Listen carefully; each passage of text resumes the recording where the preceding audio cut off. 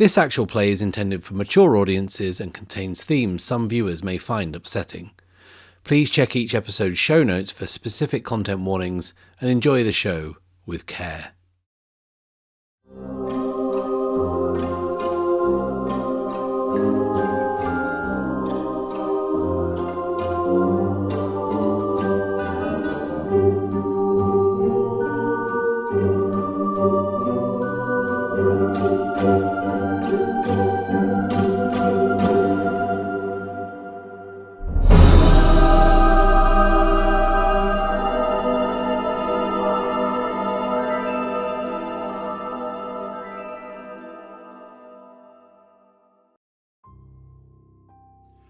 Okay, so we are here with our second session of The Between. Before we get into recapping in the next day phase, I believe we have some Janus mask that wants to be addressed by our dear factotum Haskell.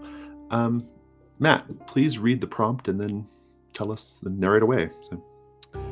Okay, so I'm going to mark a Mask of the Past, and it says, narrate a flashback to your young adulthood before you were a servant that shows your most significant professional triumph.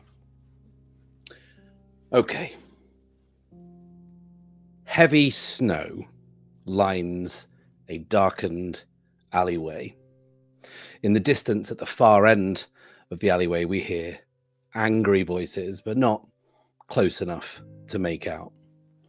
And they get increasingly louder and louder until we see figures appear at the end of the alleyway and shine a lantern down to find no one. And then the mob, as it were, moves off. After a beat or so, two figures step into the alleyway from out of recessed doorways, giving big exhales of breath as if they've been holding it. We don't see them, but they look exhausted, doubled over, and frantic. And they quickly leave, crunching as they go through the snow. And then we see them enter a tavern.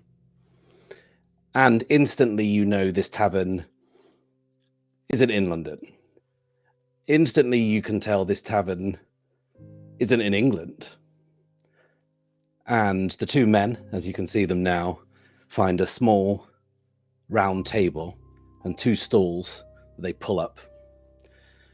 One man is probably in his late 40s, early 50s, has grey hair, shocking white hair, I would say, chiseled cheekbones and a flat nose, piercing blue eyes. Looks like he could either be a prince or a middleweight boxer. And sitting opposite him at the table is the man that we know as Haskell. Probably early 20s, no glasses. His hair, that's normally short and neatly kempt, is dank, long and greasy. Has a heavy beard. A woman arrives at the table, puts two glasses down and pours two shots of what looks like incredibly strong liquor. And Haskell says, "Ustavce butilku." And as if to emphasize his point, presses slightly too much money into the woman's palm. She takes his meaning and leaves. The older man gives it a second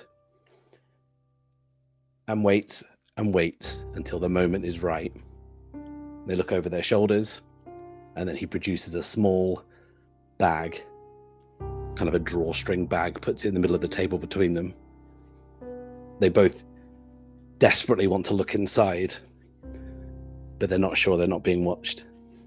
They check one more time before they gently and delicately open it. And we see what they're looking at. We see a glint of gold, but most strikingly of all, three about the size of your fingertips, gleaming emeralds. They smile and close the bag. Haskell lifts his glass and says, "Jeunesse," and they drink. Fantastic, thank you. Let's do a bit of recap from last time. I do a pretty quick and simple recap, essentially what your active threats are, and then where everybody stands in terms of conditions. Right now you have one active threat, which is the Limehouse Lurker. Your question is, this wee vampire that's already killed 3 people in the city, is it actually young? Is it actually a child? Or is it an ancient vampire in a child's body? You need to determine that so you can then determine how to approach ultimately dealing with this problem. You have 3 clues on a complexity 4 question. You also have a mastermind question, which was revealed to you at the end of the session last time.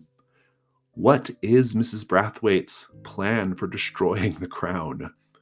And you have 1 clue toward that complexity 8 question. The first clue in the mastermind sequence is always their first appearance in the story. And I'll remind you that you met her on the road in her carriage, and she seemed particularly interested in both Dr. Mortimer and Ms. Jean-Baptiste. There was very distinct interaction going on there. I even got the impression she was more interested in Ms. Jean-Baptiste, and that Dr. Mortimer was just the cover for that, but maybe that's just my interpretation. We'll see. But in any case, that is your sole mastermind clue. I'll kind of remind you that for the time being, the mastermind question is sort of an out-of-character consideration. It's something that we know about as players, but the hunters aren't necessarily yet thinking about it in those terms. Taking a look at the hunters, I like to just check in on the conditions that all the hunters have. Right now, Haskell has marked by the lurker. Dr. Mortimer has none. Ms. Quinn has, I want to know how to rule the world, that eerie statement given by that little girl at the Limehouse School. And Phoebe Jean-Baptiste has no conditions.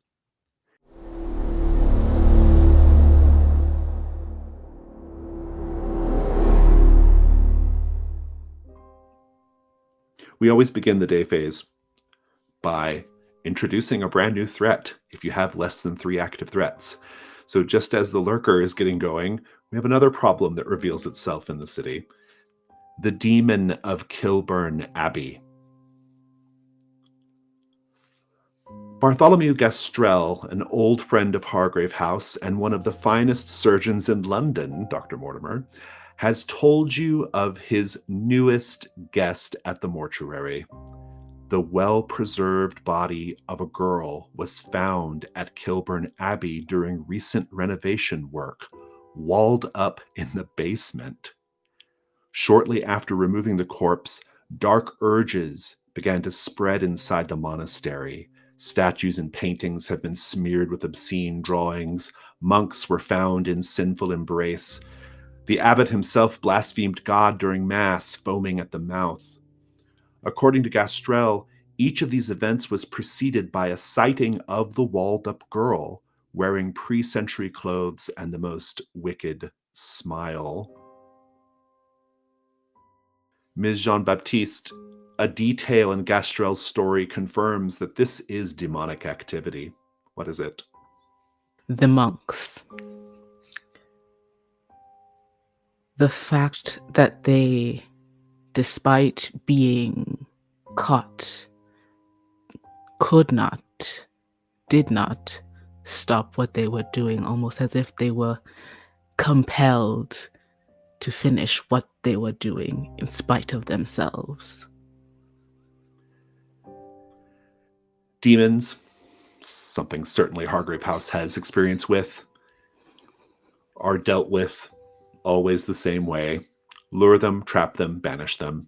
And that's what we're going to hopefully do with this demon. Your question is, how can we lure the demon to us? It's a complexity 6. If you answer it correctly, you get to resolve the threat by luring the demon into a trap and then performing a banishing ritual. That is the sole question of this threat. You also have an aspect of the Janus mask available called the Mask of Sacrilege, if you need to mark the Janus mask. And in this new edition of The Between, all threats are on a timer. And this timer is a 3-night phase timer. If 3 night phases pass and this is not resolved, the demon currently constrained to the abbey gets loose and is able to roam around the city as it will. And so you have 2 active threats. At this point, I'm going to go around the table and see what everyone's interested in doing for the day phase. We'll have a longer day phase this time than we did last time. I also want to tell you about a new move. It's something that is typically introduced in the second session of The Between. It's called the vulnerable move. And here we have another change in the new edition of the game. The text of the vulnerable move says, when you have an intimate moment with one or more hunters, one or more, while one of you is engaged in your vice, and only one of you, you may each clear an appropriate condition. The hunter whose vice is in play can speak freely about their past. So here, the restriction on your past is entirely lifted if you are the one who's being vulnerable because you're doing your vice. We'll keep reading. Then, as a group, you will define a clue that is stumbled upon during that scene. The clue cannot conclusively answer a question by itself, meaning it can't be drawn so specifically that it answers the question on its own. Alternatively, you can engage in your vice by yourself or with a side character to get the benefits of the move, but doing so triggers the day-night move. You can only participate in the vulnerable move once per phase. So you can only get to do it once per phase. You can do it with another hunter or another group of hunters, or you can do it by yourself. I'll also point out that this clearing conditions, basically the idea here is you just want to set up your scene and narrate some things that you can kind of justify saying this condition no longer negatively affects me because of what happened in the scene. Sometimes it's really easy. If your condition is like a bruised shoulder or something, you can just narrate your character, rubbing salve on their shoulder or something in the scene. If your vice is morphine, maybe that's making you, clear your head in a certain way. In any case, that's one way you can clear conditions. Yeah, so it's a fun move. It is the sort of like social move between player characters. You get to do it once per phase, and if you're the one whose vice is in play, you get to also talk about your past as you wish. One of the rare opportunities to do so. So that is a thing you can do for the day phase as well, in addition to anything else you might want to do. So I think I'd like to go around the table at this point and just see what everyone's interested in, and then we'll figure out what the scenes look like. I'm going to start with, since you answered my question, Ms. Jean-Baptiste, you can start. What would you like to do? I think that Phoebe believes that Haskell has the vampire in hand and is deathly, you got it, deathly curious about what is going on in this abbey. And so I think she's more interested in visiting the body of this girl. Interesting. The body is currently being held at the mortuary by Gastrell. So you could go to the mortuary and look at the body, or you could go to the abbey to see where she was walled up. So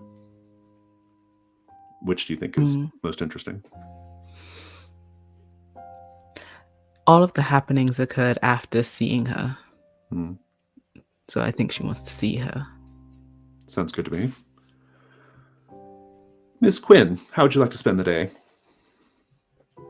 Oh, well, clearly Haskell's got the vampire in hand, so I'm very intrigued to see what exactly this desecration of art pieces might be all about. So I think I might pay a visit to the monastery. Fantastic. Dr. Mortimer? Well, clearly Haskell has the vampire in hand. That being said, I cannot abide houses of God. The idea that some deity, unseen, unknown, rules our fate makes me a little sick, to be quite honest.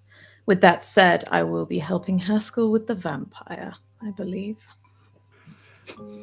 How should we do this scene then, Haskell, since you seem to be, if not officially in charge, practically in charge of the vampire investigation? I think I want to stay home and have a bath, actually. That's okay.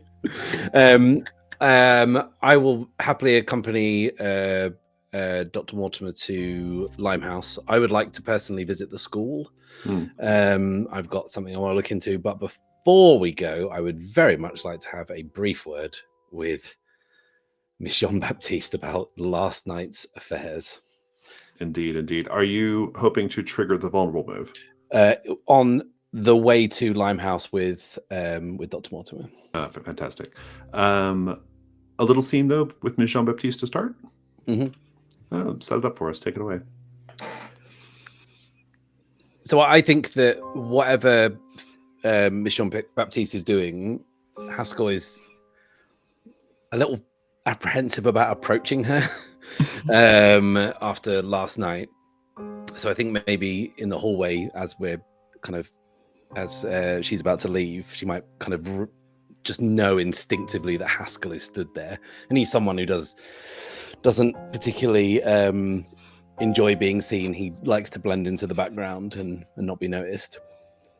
But he says, before you go, Miss, if I may be so bold, but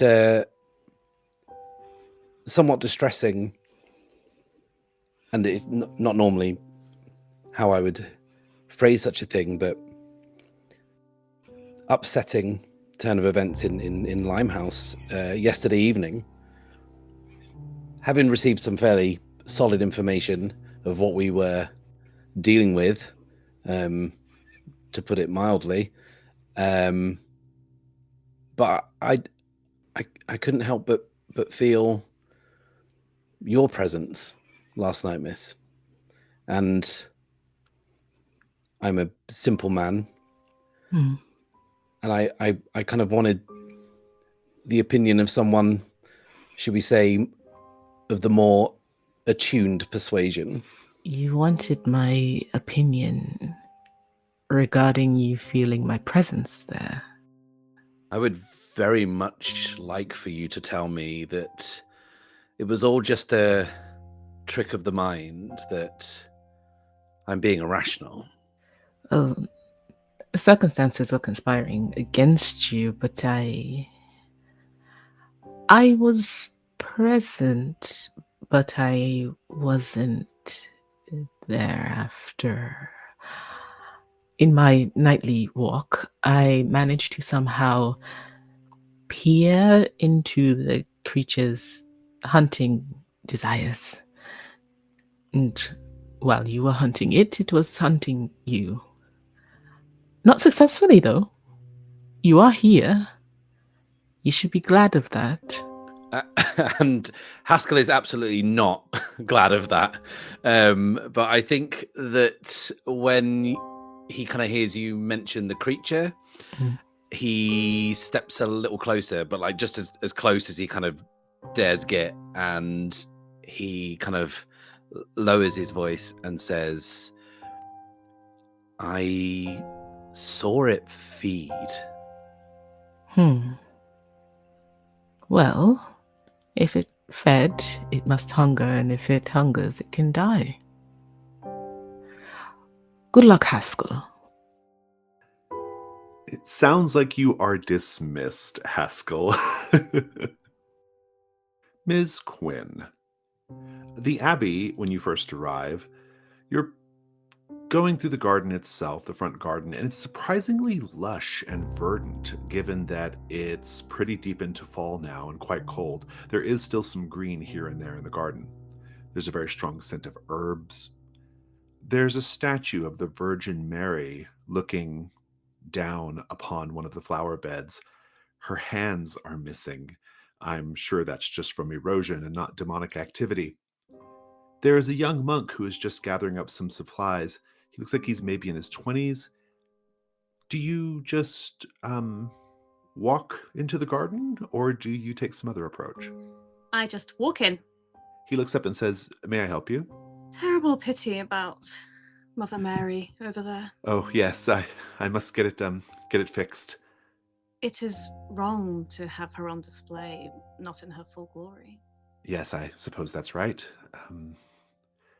He's very good looking, slender. He smells faintly of rosemary and lavender.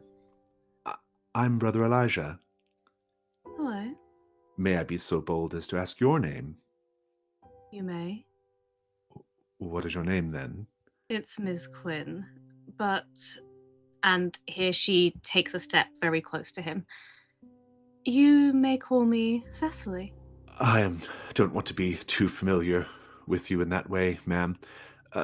But if you're in need of a spot to meditate, or if you just need some spiritual guidance, I don't really know what you have to forgive me.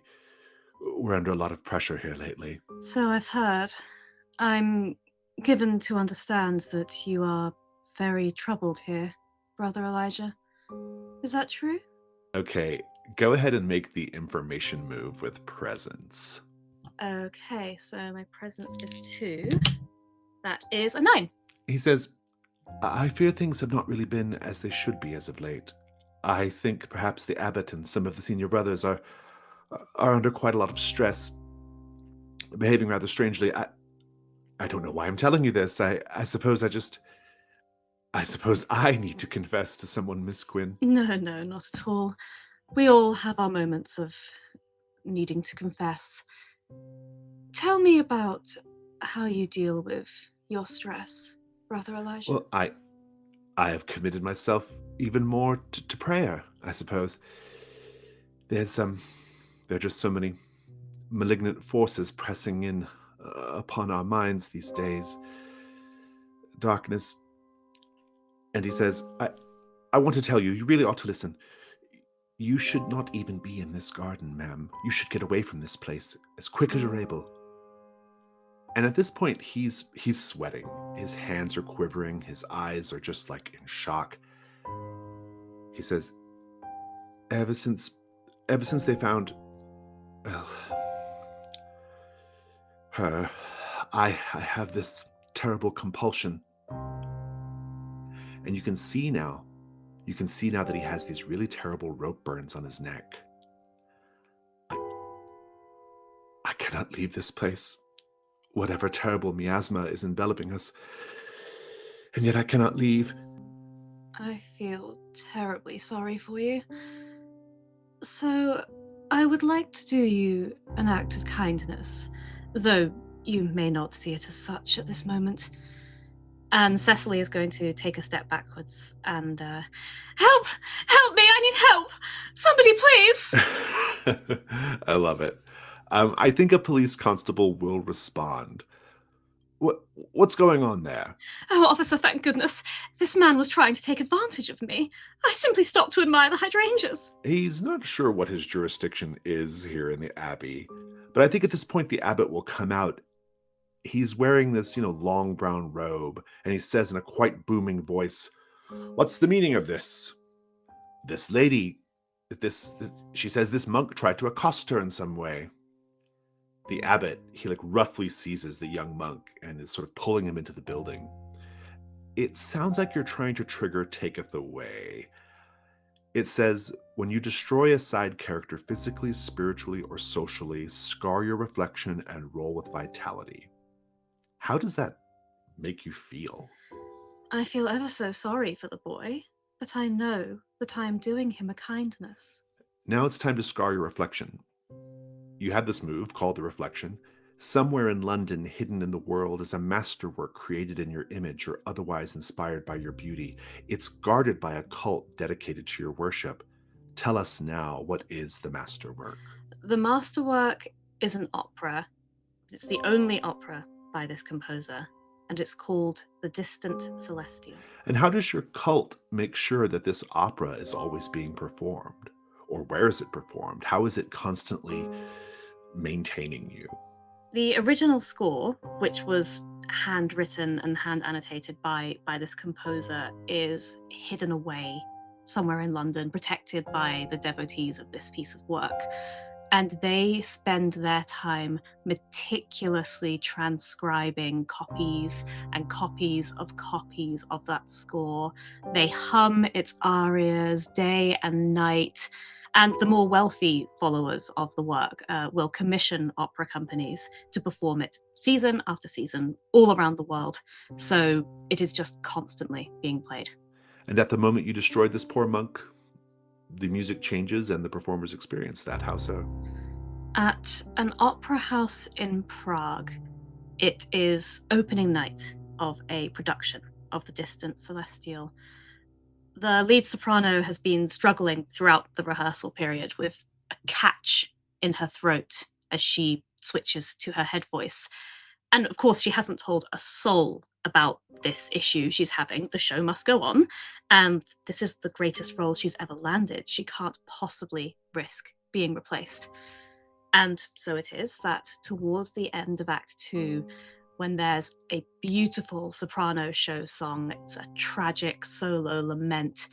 And as it comes to its end, which is this glorious sailing high note followed by a short but elegant cadenza, the soprano once again feels that catch in her throat, and that glorious high note comes out a semitone flat. But ever the professional, she plays it off as the anguish of her character, and that elegant cadenza becomes a pained wail of despair as she falls to her knees. And the audience are so captivated by this interpretation that for the rest of the run, this is how the song is performed. And in fact, this becomes the standard for how the song should be performed. It becomes the norm for it to be performed in this way.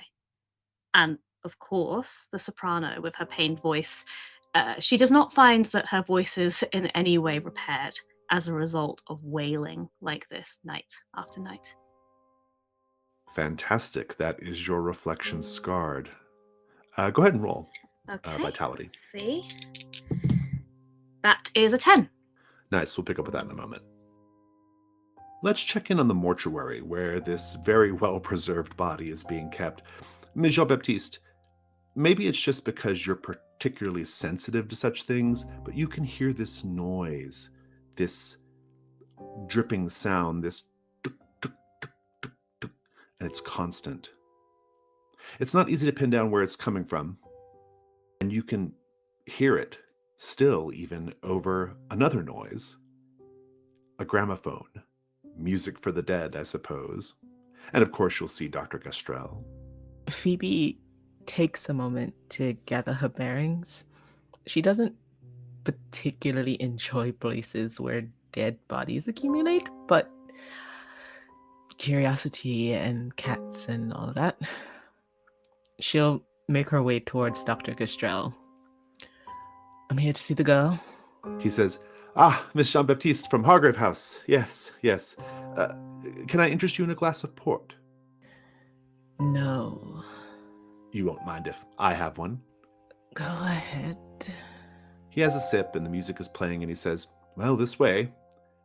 And he takes you beyond the little receiving area where there are bodies laid out on tables. He says, don't mind these over here. They were fished out of the river last night.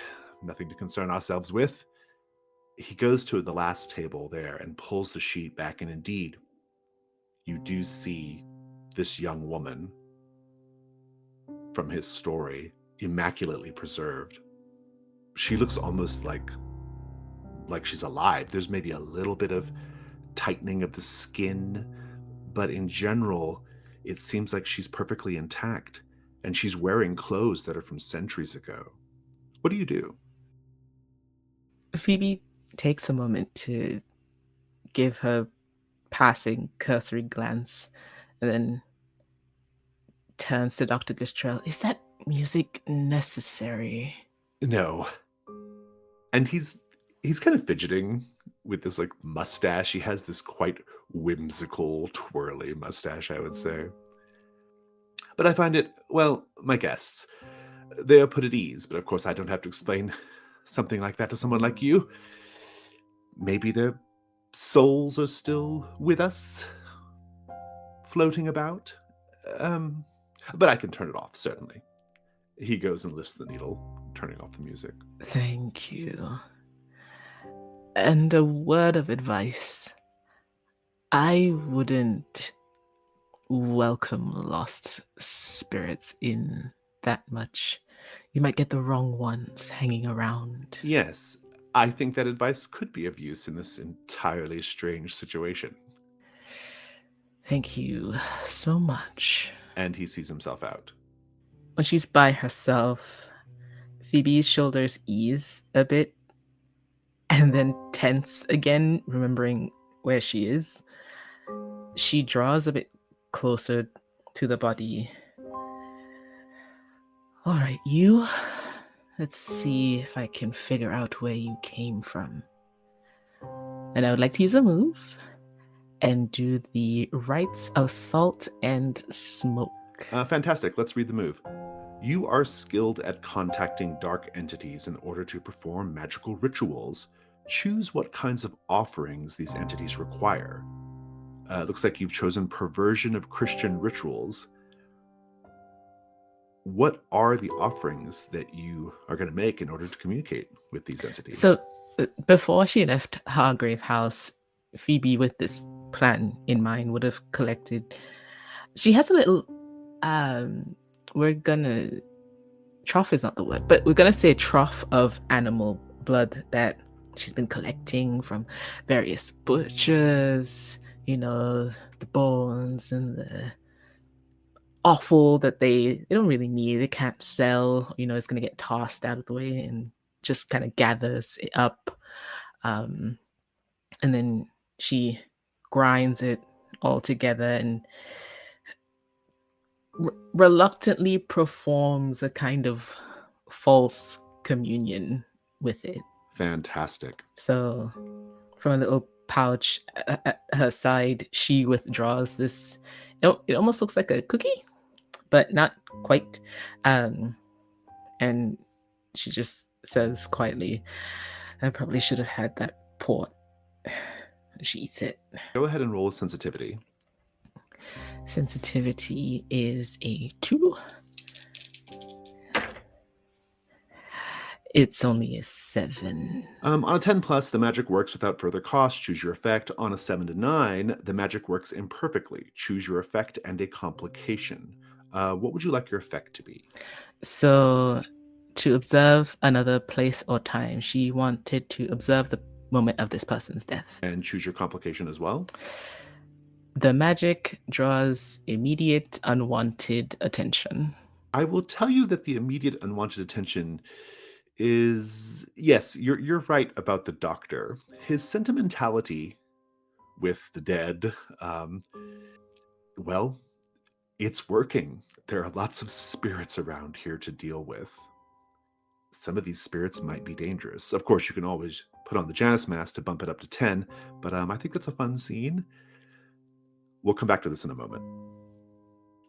Let's set the scene with Dr. Mortimer and Haskell. It's a vulnerable move scene. I'll let you frame it up, Haskell.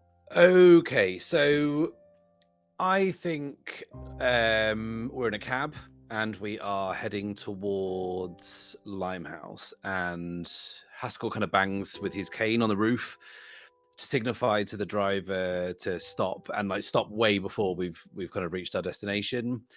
And it's all kind of so we can take this shortcut, and it's a kind of a shortcut that's initially sort of down an alleyway, but it kind of takes you through where several city tenements kind of converge, and in this kind of area there's actually quite a bougie flower market happening. And I think Haskell is going to ask the good doctor to accompany him on a short walk through this flower market. And I think after his conversation with Miss Jean-Baptiste, I think he's feeling like a little emboldened somehow, I think. And I think he wants to sort of discuss the plan in Limehouse with the doctor. So I think he kind of just starts and says, I'm not afraid to say it, Mom, but I'm glad you're accompanying me to Limehouse, even in the day. especially after last night's developments. You know better than anyone, Haskell. I cannot stand Dr. Gastrell. Less so that I can stand God. Strange little man. Talks to his corpses. How uncouth. Though I am a little curious. What exactly happened last night? And Haskell is suddenly like a little bit sheepish and deflects a little and says, Dr. Gastrell, yeah, I do remember you saying he had somewhat of a ill-favoured manner. And at that moment, Haskell sees like a young dandy, like a kind of foppish young man, this guy who's looking kind of a bit lost. And Haskell just breaks away from the doctor a little bit and goes over to this man and kind of says something to him briefly. We don't see what it is, but he kind of just points him in the right direction with a kind of a slap on the back. And then he rejoins the doctor and says, I do believe, Ma'am, that we may have our hands full in regards to the affair in Limehouse, and confronting that thing has accounted for a good deal of disquiet in me. Pardon? So, you interacted with the monster that we've been employed to seek out, and you decided not to tell me until this very moment. What exactly are you thinking? You must forgive my impertinence, Mum, but I feel like this very moment would have been the best time once I'd spoken with Miss Jean-Baptiste. And then like he notices something else off to the side, and we see that it's like a young mum with like a nanny, and they're kind of walking a perambulator through this alleyway, and one of the wheels gets stuck between a couple of cobblestones, and Haskell just kind of goes over and bends down and kind of helps her dig the wheel out of between the two cobblestones, and then like kind of the conversation kind of starts up again. Dr. Mortimer watches as Haskell performs these seemingly innocent acts, and every time one happens, she notices the flit of a hand or a rogue look, but she doesn't bat an eye or give away what he's doing to anyone passing. And I think just before he can rejoin the doctor, then there's a couple of street urchins, a couple of kind of ragamuffins who come tearing through the alley, and they are chased kind of almost comically by this portly constable who's kind of out of breath and wheezing, and it kind of doubles over to kind of take a blow, and Haskell goes up to the constable and then kind of points him off in the direction to kind of chase these ragamuffins down, but in the opposite direction they actually went to. And then at that moment, we also notice at the end of the alleyway that the cab has gone all the way around this block and he's waiting for us at the other end. And as kind of Haskell motions for the doctor to ascend back up into the carriage and they can leave the market, the two rapscallions kind of sidle up behind him, and he just kind of drops with his hands behind his back. He drops into their hands a gentleman's pocket watch, a cameo brooch, and a policeman's whistle. Very nice. You also together get to find a clue for either of the active threats. The clue can be something that you might have noticed in the environment, maybe something that dawned on you in the conversation, Haskell, just anything like that. I actually do think I've got something for this. I think that as he's talking to the doctor about this and reliving the events of last night, and at the same time he's trying to kind of focus on these small kind of moments of sleight of hand, these kind of little acts of petty larceny, I think he kind of hears something in his head, and it's been in his head since last night, and it's like kind of an earworm that he can't shake. And he knows also that probably Miss Jean-Baptiste heard it too. And I think that what that is a really strange or unusual lullaby. And he's kind of almost needed to like focus on something else, focus on this thing through all this kind of light-fingered activity he's doing to kind of shut it out of his mind. But he recalls that now. Fantastic. A strange lullaby. That's your clue. Go ahead and write that down. Let's check in with Miss Quinn. Miss Quinn, let's continue reading Take It the Way. On a 10 plus, you get to choose 2 from your list here. Clear any conditions you wish. Your next roll is taken with advantage. You may take something from your victim, the poor brother, and add it to your personal quarters. Or there are no long-term consequences for your actions. Obviously, if you don't pick that one, there are probably going to be long-term consequences for your actions. Okay. As this young monk is getting bundled away by the abbot, she gives a little sort of nod to herself and sort of murmurs, for nobody's benefit, as there's nobody else here, "I don't care what others want from me. I decide what people get. And I'd like to clear my condition, I want to know how to rule the world." And secondarily, she'll sort of lean down to the shrub that she had pointed out to the police constable, and she's going to take out a small knife from her bag, which she always carries just in case. You never know. And she will take a clipping of one of the flowers from this shrub, which she will plant in some soil later in her quarters. Fantastic. So you're taking the clipping as a personal quarters item. Good, good. We'll pick up with this later, with you being confronted by something that may not be great. Ms. Jean-Baptiste, you are able to observe a time and place that is, a different time and place that's not your current time and place. Where do you want to look? I want to see the moments before this young woman died. Fantastic. Go ahead and make the information move with sensitivity.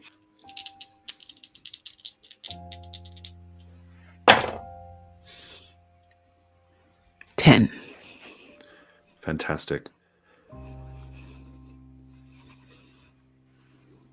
You have made your offering to the dark entities that are always swimming around in your peripheral vision, always lurking over your shoulder, always wanting to trace a cold, oily finger down your neck.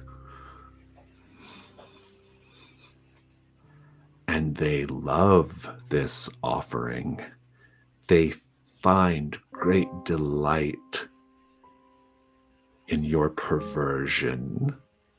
They find irresistible mirth in the idea that you are going to consume the body, as it were,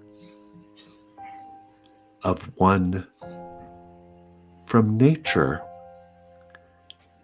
Nature, of course, being Satan's church.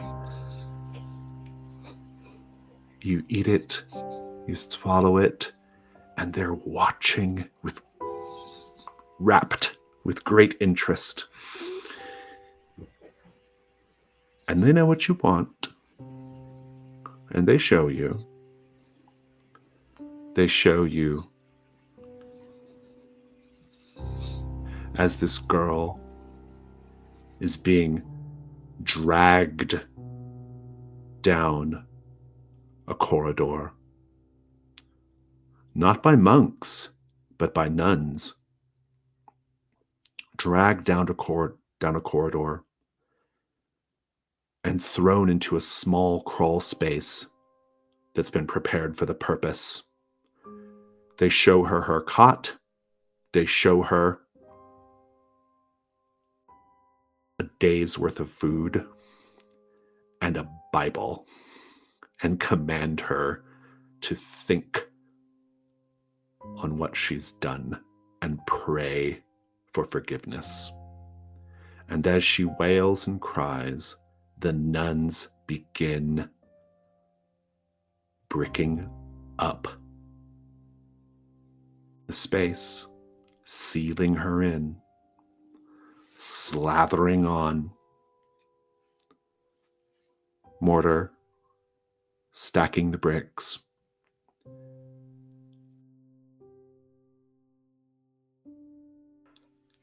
And the important part is there's someone in that little space with her. Someone in the shadows.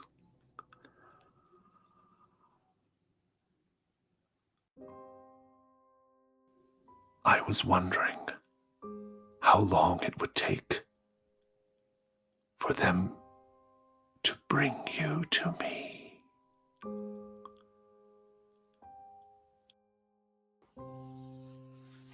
And I will also tell you that the entities who are always lurking, who are giving you this glimpse, they feel something like pity for you, Ms. Jean-Baptiste, because they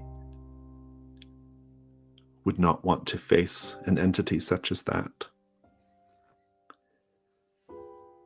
And one of them actually sees an opportunity to find favor with an entity such as that.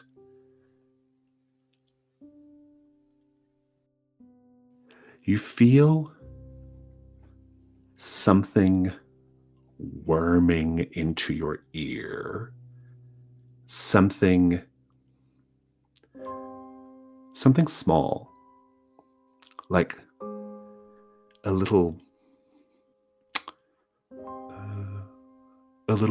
bug or something like that, right? You can feel it slithering in. You can feel it burrowing. What do you do?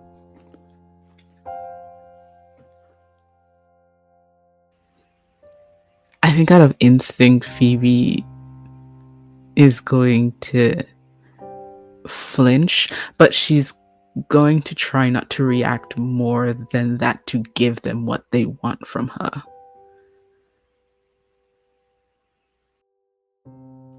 Interesting.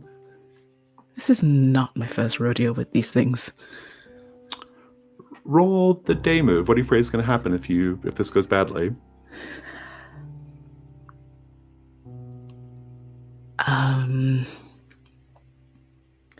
That it is more than just a sensation and an actuality that she might lose her hearing. Oh. Go ahead and roll with vitality. Oh, the thing I'm negative in? Wonderful.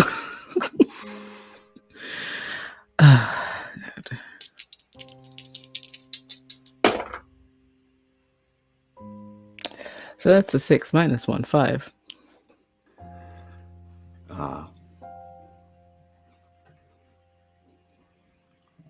What is the last word, the last sound you ever hear, Ms. Jean-Baptiste?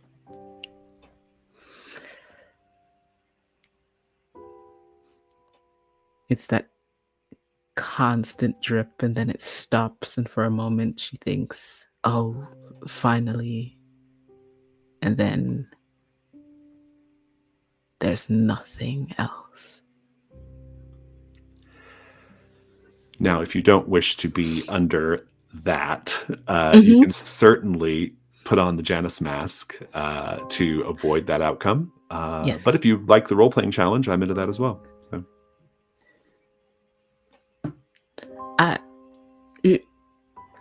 I think I'm going to use the Janus mask. Yeah. Take a look at your mask, decide what you mask of future or past. You could also do the one that's attached to the thread itself, though that may be worth saving because it's best used when you're trying to answer a question, but it is there in case. In the event you did not have any personal masks to mark. So take a look at your mask of the future and past, make a decision on that. Just to put a point on that last scene there, Ms. Jean-Baptiste, your die roll now bumps up to a 7 to 9 for marking the Janus mask. And per the day move, let's see, on a 7 to 9 on the day move, I will tell you how your actions will leave you vulnerable, and you can choose to back down or go through with it. In this case, what that means is if you back down, it just means you leave the scene completely. But if you wish to stay in the scene, you will have to take the vulnerability. And the vulnerability is quite simply going to be that while you won't lose your hearing, whatever has crawled into your ear is there because it wants to be able to speak to you in mortal terms. Love, hate that. Love, hate that. If you're okay with it and you wish to continue this part of the investigation in the mortuary, you can. But if you wish to not deal with that, you can just leave the mortuary and be done with that. So, I'll let it speak to me. indeed. It can talk. We'll talk about your mask in a bit, and we'll continue the scene in a bit. I also want to note here that you did get your clue. Your clue from before was basically the idea that the nuns brought the girl to the demon. I think that, and walled her in with the demon. I think that's the important part. Okay. Let's pick up with Ms. Quinn. Ms. Quinn, you said you wanted to go look at the art inside the abbey, and there doesn't appear to be anyone around to stop you from going in. So what do you do? Yes, well, I suppose I may as well. I've come all this way. Indeed, indeed. I think as you step inside, you are first you're hit by this smell of sulfur. And I don't know how much Ms. Quinn knows about demons, but other Hargrave House folks in the know would know that this is a sure sign of demonic activity. But underneath the sulfur, there's something else, something I would say is irresistible to you, Ms. Quinn. What is that irresistible smell? Ooh. It's the smell of leather. Interesting.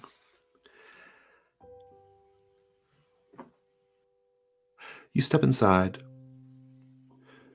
This sort of like, it's basically just like essentially just a sort of like large central kind of hall with that kind of off to either side. Off to one side is like administrative, like a little administrative area. Off to another side, there are the cells, the monastic cells. There's a little common area up ahead. There's probably also a basement. What do you do?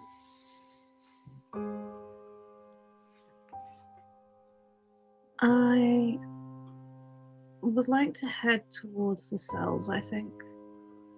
Indeed.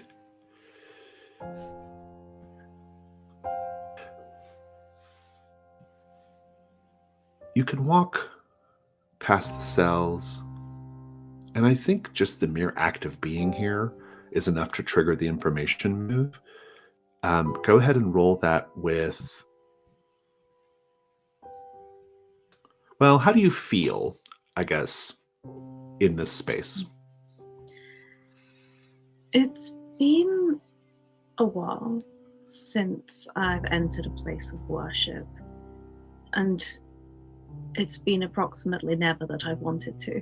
So it feels a little unnerving, especially knowing that having pulled my little maneuver to help Brother Elijah out of his difficult situation, it would be rather difficult to explain my existence further within the complex. So I am a little nervous. Roll with composure. Yeah, roll the information move with composure to see what you might pick up just walking through the hall. 6, 7, 8, 9, and I have 1 to composure, so that's 10. Fantastic. I owe you a clue. We'll come back to this. Okay. So, Dr. Mortimer and Haskell, are you together right now? Did you split up? Where is everybody? After the little jaunt through the flower markets, Haskell mentioned wanting to head to the orphanage, and having discovered the candy under the fingernails of the particularly young victim from last time, I thought maybe the orphanage might be the place to go and get a few more answers. So agreed to come with him. If I remember correctly, the candy was under the fingernails of the teacher, or of the Miss Bell. Oh, Miss Bell. Yeah. Then even more reason to go. Yeah, indeed. I'm sorry, Jess. So you're going to go into the school or behind the school, or what are you doing? going to go... We've already been into the school. Let's take a look behind the school. Haskell, what are you doing right now? Given my first encounter with the lurker and one of the clues, I'm going to the roof. Of the school? Mm. Interesting. Interesting. Dr. Mortimer, as you go around behind the school, you'll see that cat again. The cat from last time that was chewing on something. It's here now, in a different place, behind this building, still chewing on something. You can kind of hear it as you come around the corner. It's a sort of... Does it, by any chance, sound like a sweet wrapper?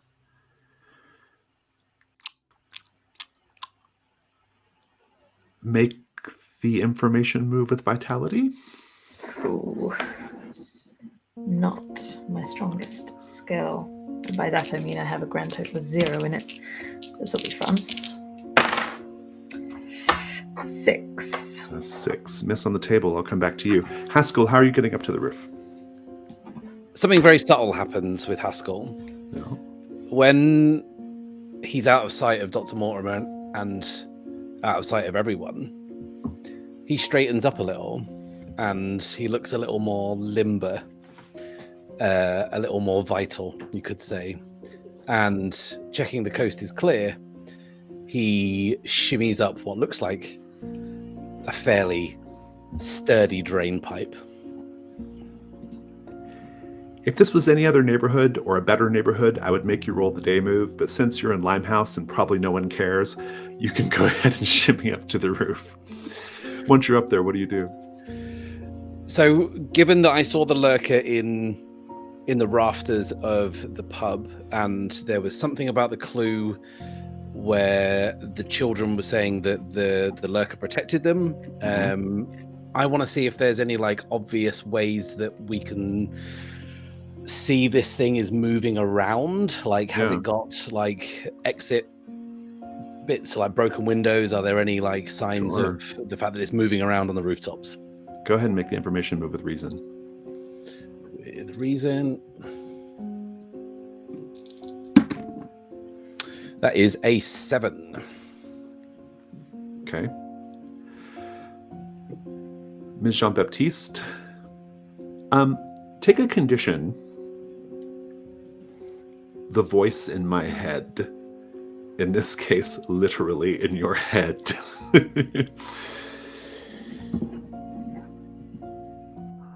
I wonder what happened to her. Well, isn't that just what I'm trying to find out? What? She looks awfully well preserved. To be dead for so long, don't you think? Who is that? Oh, we know each other. Oh, clearly not well enough. Can you get out? No. I saw what you saw. You are looking into a being that is incredibly interesting and powerful. How delightful for me. I'm sorry, what was that, Ms. Jean-Baptiste? Gastrell's coming across the way. Did you say something?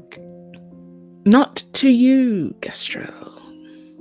Sorry. You're going to turn into me, talking to the bodies. Not anytime soon.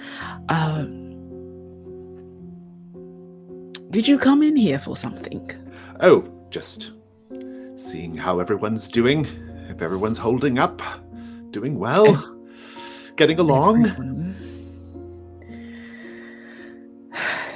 Gastrell, I'm not necessarily the pot that should be calling the kettle black, but I think you need to talk to other people that breathe. He does that thing where he operates like someone like a puppet, and he like takes the hand of like a bloated body that was dragged out of the Thames recently, and he kind of like he puts his face down by the body's head, and he's moving the hand around, and he says, "But Dr. Gastrell and I are good friends." That breathe, Gastrell, living, walking. I think I found enough of what I need to hear for the moment. I'm just going to excuse myself. Thank you so much for your time. Yes, of course. If you need any records or official documentation, I can certainly give that to you before Scotland Yard gets its hands on it. Just let me know. Oh, sorry. I'm a little distracted at the moment. What do you have? What if you were to kill him right now?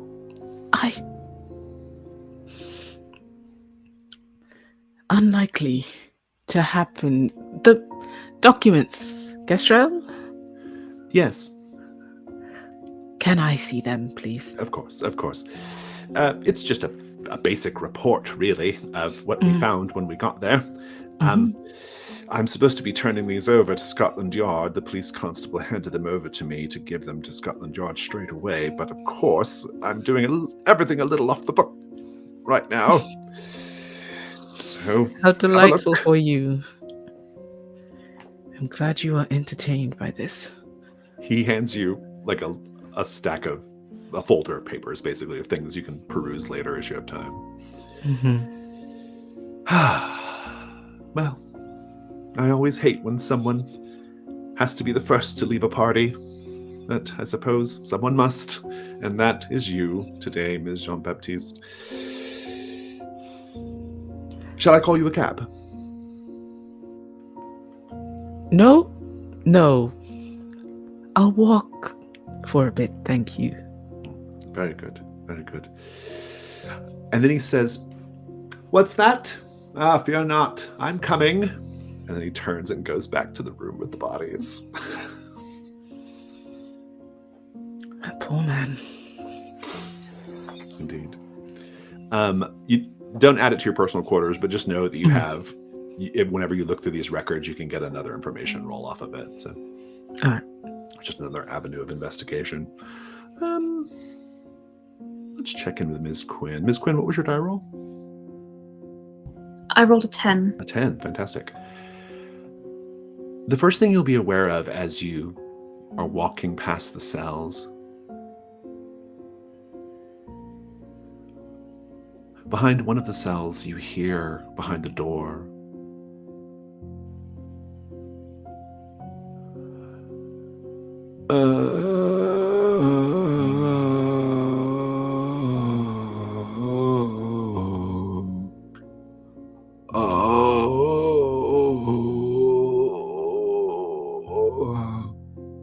What do you do?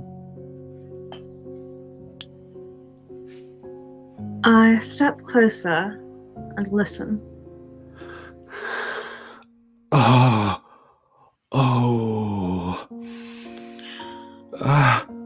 But I don't want to. I don't want to do that. But I will if I must. If there's simply no other choice, I will do it. I will do it. Because that is what my God requires of me. I will do it.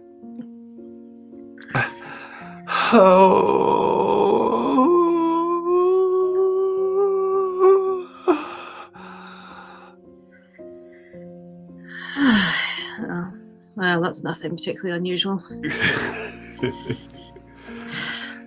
If you listen for a bit longer, you will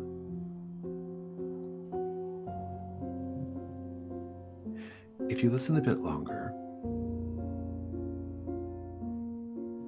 you'll hear him eventually say, There. There. Are you happy now? I've done it. I've done what you've asked. And now will you please just leave us alone? We didn't ask for any of this. But I've done it. I've marked my flesh with your profane symbol.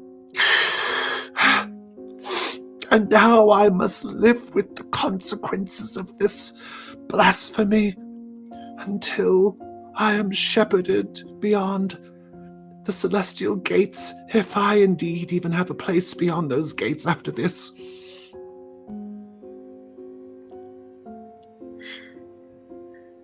Ah, now see, that's interesting. Indeed. She sort of raises her hand as though to knock and sort of hesitates. Last, I was supposed to be being secretive.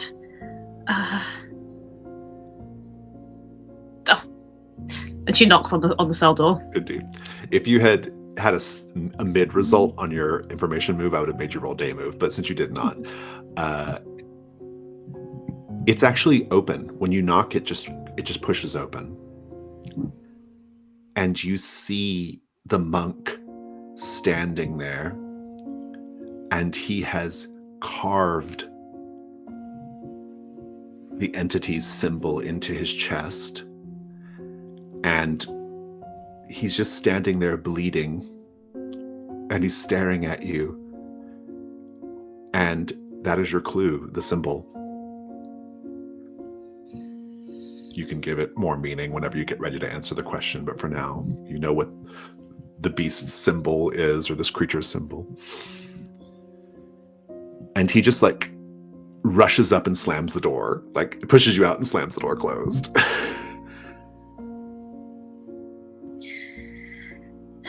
Well, all right then. Indeed. Let's keep going with Dr. Mortimer. Oh, Dr. Mortimer. At the precise moment that Dr. Mortimer is listening to this cat chewing on something, Ms. Jean-Baptiste,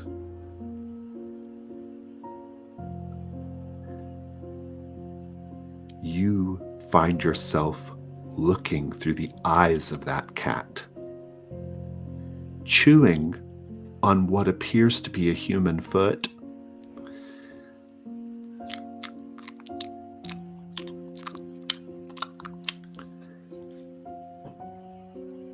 And the voice says, "Shall we give Dr. Mortimer a scare?"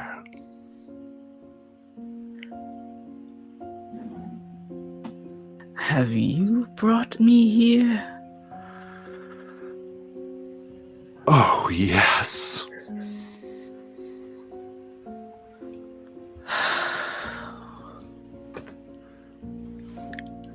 Can't they just leave it be for one moment?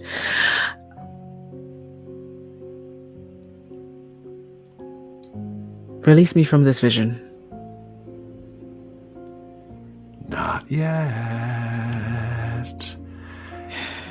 And you then, in the cat's eyes, whip your head around. Dr. Mortimer, the cat whips its head around to look at you. And its eyes are aglow like lantern light almost. And it's particularly shining and bright in this dark alleyway. I would like to know, I'm going to trigger the night move because of the circumstances. What are you afraid is going to happen right now if you lose your nerve or if this goes badly?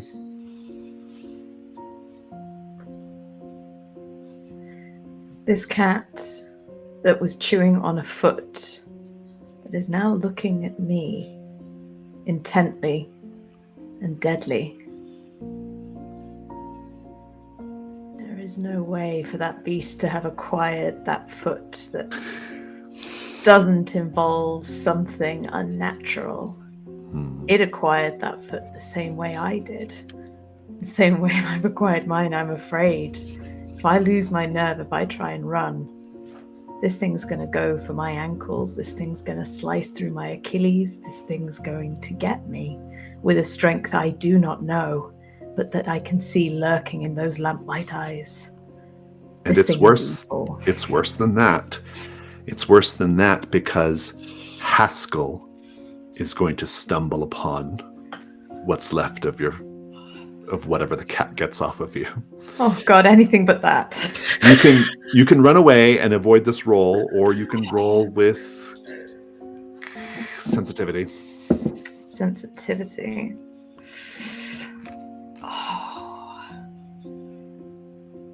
I'm going to risk it. I'm not going to run away. It's an 8. Let's read the night move. It's slightly different than the day move. On a 7 to 9, you do what you intend or hold steady, but there is a complication or cost. I'll describe what it looks like. The complication or cost is quite simply that the demon or whatever it is, the entity that's inside Ms. Jean-Baptiste's head, it just really loves the idea of fucking with you. Maybe because of your commitment to science, but you're going to take a condition marked by the prankster. Oh, no. If you wish to avoid that, of course, you can put on a jazz mask. I will take the condition. Very well. You keep it together. I technically have narrative authority, but I'm going to let you have it.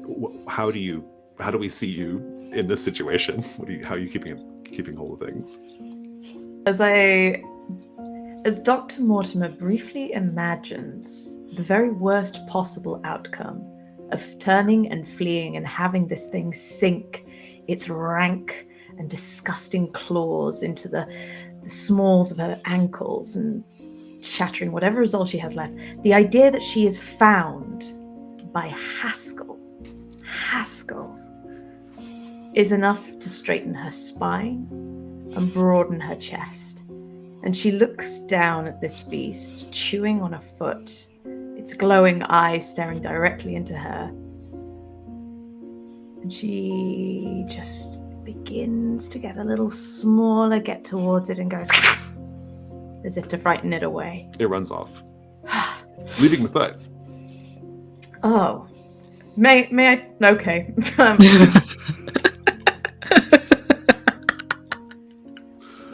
Is there anyone around?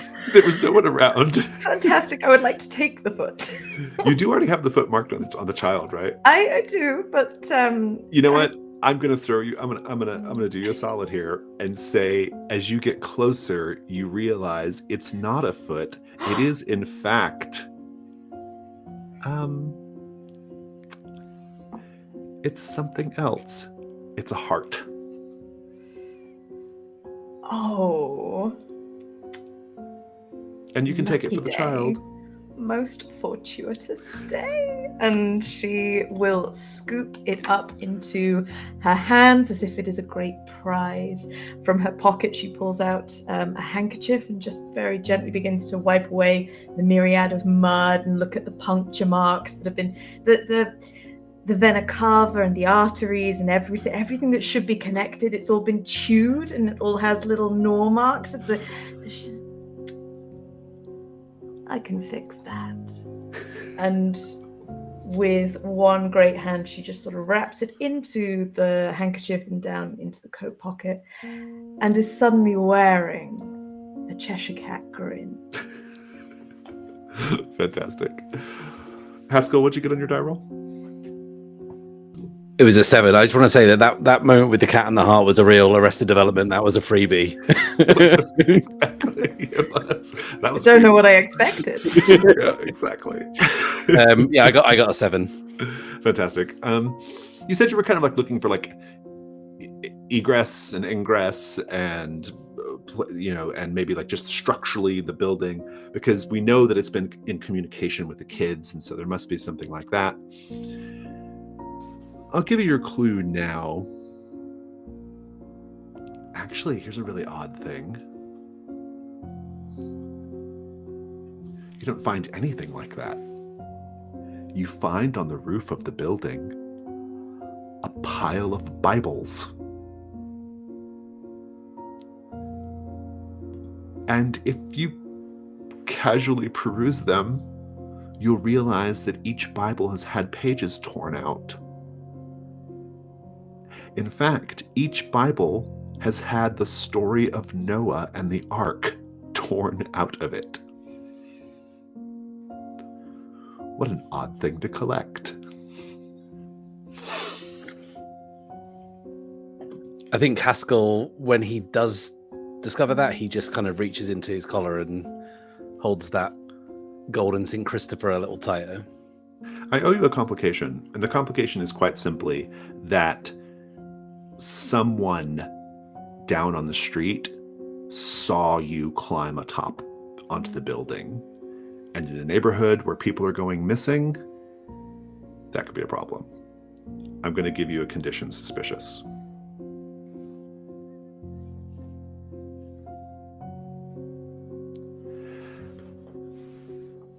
Ms. Jean-Baptiste, you witnessed the entire transaction between the cat and Dr. Mortimer, and when Dr. Mortimer scared it off, you snap back, and the voice is just like laughing, like just finds it so funny. Like it's just like incredibly deeply hilarious comedy gold to this thing. What are you doing right now as you walk down the street with this incredibly annoying entity in your ear?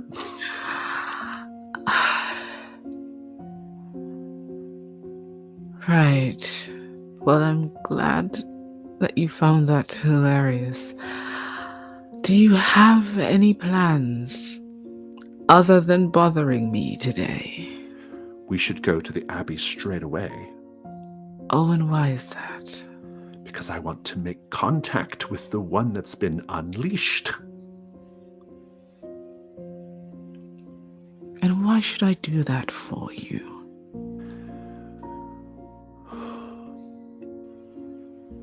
Because on a fundamental level, it would make me happy.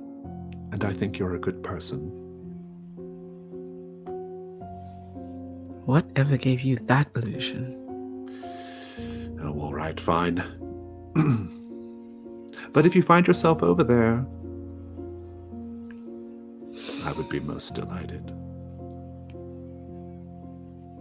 The entity is still whole and present there. Yes, it cannot leave.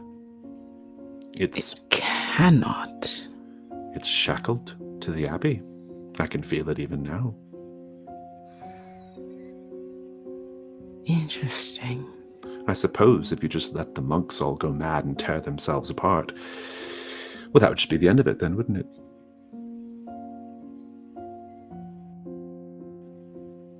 Unlikely. Fine, I'll go to the abbey. I think I'd like to put you and Miss Quinn together. Miss Quinn, either you can meet Ms. Jean-Baptiste as you're leaving, or you can meet Ms. Jean-Baptiste in the abbey itself. I think that after that encounter, she's sort of, this is all a load of utter nonsense. I'm going home. But as she turns to leave, she sees Ms. Jean-Baptiste arriving and says, "Oh, there's something interesting. Hello there." Miss Quinn. Hello. Joining me in a little infiltration. Infiltration, not quite. I simply walked inside. I have been to the mortuary to see the young girl that they found. Little annoying bug seemed to have followed me. Never mind. Yeah, that's ghastly. It is rather unfortunate. Thank you for your concern. I did manage to acquire some notes, police report, as it were. But I do believe whatever is causing all of this is still here. Yes, I do have reason to believe that to be so. Those monks are all in a dreadful tizzy. You might have use for this. One of them carves a sort of dreadful symbol into his own chest. Allow me. And I think she'll take a pen from her bag and on the back of those police reports sketch. She's actually quite terrible at drawing. So it takes her a few attempts, and she's lost. But she manages to eventually get a passable facsimile of this symbol. It was rather difficult. There was blood everywhere, but somewhat like this. I will tell you that while you've been having this conversation, we'll say in the kind of like vestibule or kind of entryway of the abbey, in that sort of central connective hall, I will tell you that you haven't seen any monks. Once they took the young monk away, there's no sign of any monks apart from the one that was in that cell. And also, while you're busy trying to replicate the symbol, you both hear from overhead a sort of pop, pop, pop, pop, pop, pop, pop. You will notice if you look up, well, you don't notice it. It's very dark up there, and this is a place lit by candles and sconces. It's very dark up there, but you can hear something. Something's crawling around up there. No. Is that your bug? No, if you heard it as well, I doubt it. No.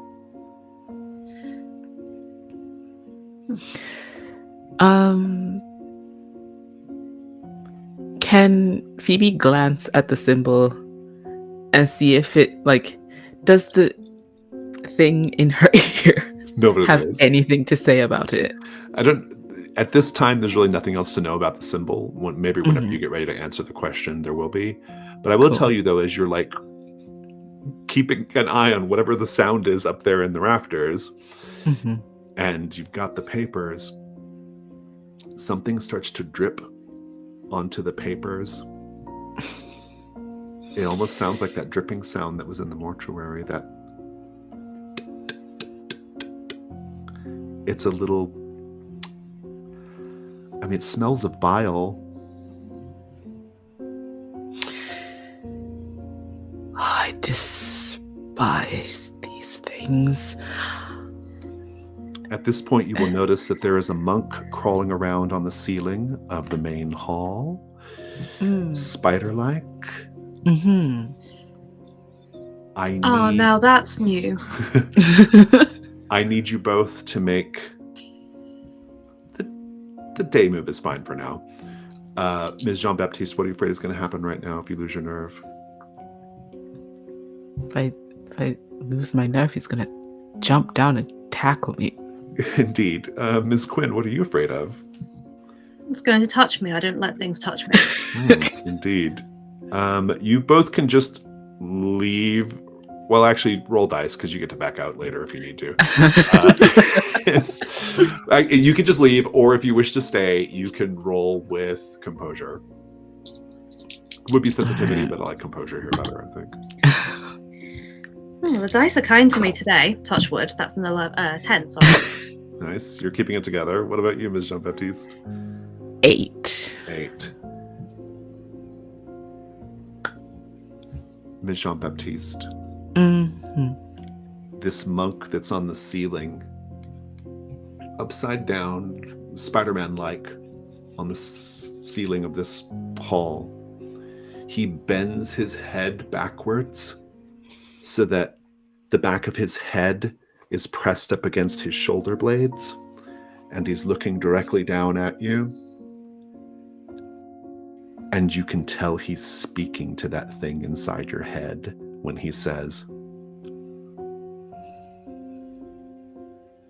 "Well now, who are you?"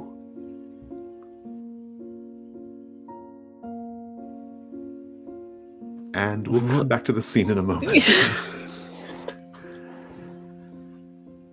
Well, why don't we put the two of you back together again, unless there's something else you want to do, Dr. Mortimer and Haskell, having pretty well scoped out the area, I think, at this point. Back down on the street. I think that's a grand idea. Nothing of any use at all. She is attempting to hide the rictus grin that she has developed quite quickly since arriving here. Haskell has 3 to 4 Bibles under his arm as he appeared at the end of the alleyway. I like the idea that we sort of approach each other from either side of the school, coming round the front, both of us realizing that the other has something tucked under their arm, just sort of going... Would you prefer to go first, or shall I? I did find something, Mom, but as to what it means, I'm bereft of a simple explanation. And then I kind of just leaf through one of the Bibles and show the kind of the bits that are removed, and I'm saying they're all like that. And there's a substantial number. Noah and the Ark, how curious. Usually a tale told in the Sunday schools, if I'm not mistaken, quite popular with the children. That's how I remember it, Mom. Now that is interesting. Might give us a clue as to the age of this here vampire. Did you manage to ascertain any more information, Mum? Sadly, no. Only that this place seems to attract rather nasty little beasts, and I'm not talking about the children. Was unfortunately lacking in anything crucial. Although there was this, and with that she pulls out the heart and whips off the handkerchief and just shows Haskell as if it's nothing more than a rock. Something interesting to study. Just out of character, feels super relevant. And Haskell sees it and just says, "Very good, Mum." She weighs it as she has it in her hand. Does it feel light or heavy, adult or child? That's perhaps It's more one for... Sorry, I was asking Jason. Oh, sorry. I thought that was in character. Please weigh in, Haskell. I would say it feels very light, as if it has been supped upon. It has been. We know for sure. I'd be willing to imagine this may be the heart of one Clara Bell. Exsanguinated and, well, as you can probably tell, much worse for wear. Missing several vital parts, but nothing that... She stops herself mid-sentence before giving anything more away. I will examine it. You actually can go ahead and make the information move with reason for the heart. Because even though it's something that you're going to put in the child, it can still be a clue. So. All right. So 6 and 5, 11, 12, 13. Oh.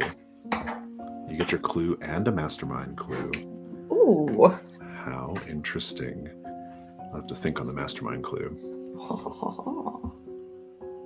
Oh, here's an interesting thing. The heart. Someone has used, perhaps it's soot, or maybe it's a charcoal stick or something. But someone has written a series of Roman numerals on the heart. That is your clue. It's almost as if she's showing Haskell this and said, do you think this is relevant? And then as she does, she just adjusts her spectacles and peers closer, and her eyes light up. She counts them, says nothing, and then pops the handkerchief back on top of the heart and pops it back in her cloak. Fascinating. Indeed, indeed. That's your clue, the Roman numerals written on the heart. And I gotta think about the mastermind clue. Well, I have a list, but I'll deploy it later. For now, let's pick back up at the abbey. Again, the monk is communicating, you can tell, Ms. Jean-Baptiste, with the thing that's inside your head. And he crawls down until he's within range of a glass cloche or sconce on the wall, right? And he takes it and he kind of smashes it so that he has a shard. And he's still pretty far away. And he says, "An offering for you." His head is still fully backward, right? "An offering for you." And he jams the glass shard into his mouth and begins to scissor and cut away until there's a wet flop of his tongue on the stone and blood dribbling down. Ms. Quinn, you are going to roll the night move unless you run away right now. I'm staying put, although this is utterly ridiculous. He won't be able to tell us anything useful now. Indeed. Ms. Jean-Baptiste, you're getting a condition, but I want to know what it is. How are you feeling right now? I think Phoebe at the moment is feeling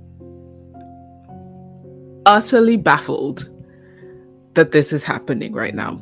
And so I think she would like things to slow down and come to cessation, because let's have a getting reset. yeah. Let's take a step back for a moment, because now there's something in her head, and also the guy is offering things to the thing in her head, which she thought was just, an irritant, a minor spirit or whatever, and now it might be a problem.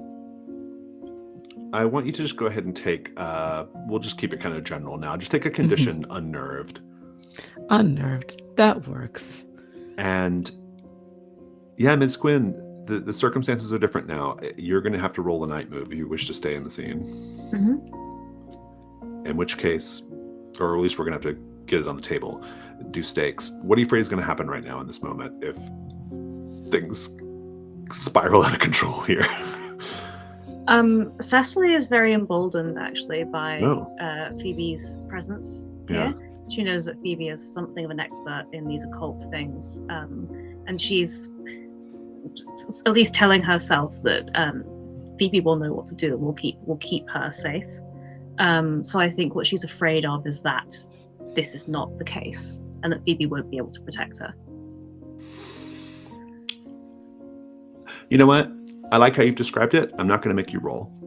I am, however, going to ask you to scar your reflection for being in this demon-infested All right. pit. So think on how witnessing all the things you've witnessed, but in particular this monk slicing out his own tongue, how that affects the opera. Think on it. And we're going to get ready to sort of wrap up our day phase here with this moment in the Abbey and with Haskell and Dr. Mortimer presumably leaving Limehouse. Who has things on the table that they have to do right now? I know Dr. Mortimer has to give us a little flashback with the heart. I know that Ms. Jean-Baptiste, which mask did you mark? Past or future? Past. Past. Okay, so you have to give us your first past narration, and we'll have the thing with the scar of the reflection. We have a few little things on the table. Let's go ahead and take our second break. We'll take a 5-minute break. We'll come back and we'll narrate all those things. Okay, let's do some storytelling then. If you have the thing that you need to narrate for us, whoever wants to go first, please do. So narrate a flashback to the time when you were in your mother's womb that shows even then dark entities were interested in you.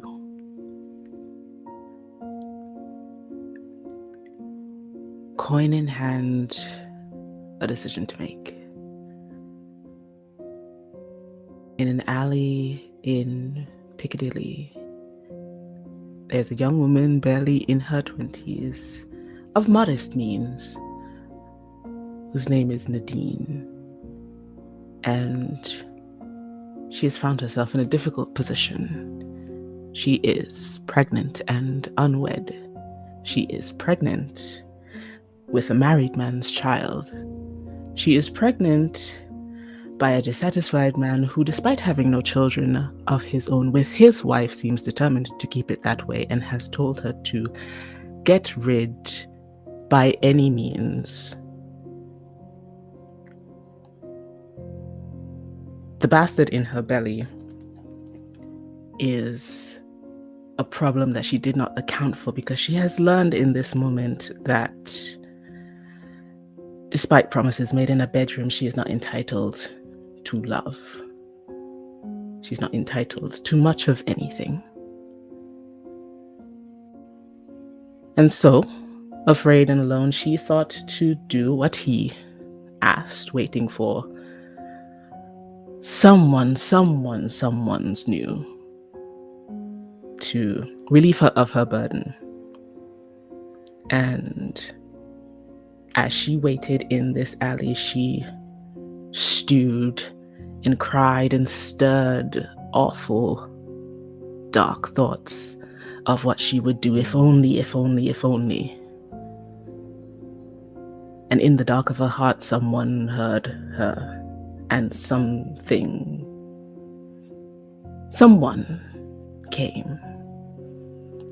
And the woman at the end of the alley had an old and unassuming face, but her hair was plastered to her face as if she had just emerged from a summer's rain. But that's not what struck her first. First was the acrid smell of ammonia, sharp like smelling salts. And Nadine found herself caught, unable to move, unable to speak, as this woman drew close and rheumatic fingers began to press against her stomach, caressing it ever so gently with such an intimate form of greed. Her head ached, her tears ran into her eyes, and she could not move as this woman smiled at her with blackened teeth and blackened gums. And she realized she was very much not alone. People more than shadow, less than dimension, seemed to follow trail after this woman. And she spoke with words that were not words, that promised that if she just took care of this, took care of the child inside of her, that all would be as she wanted, and payment would come in time.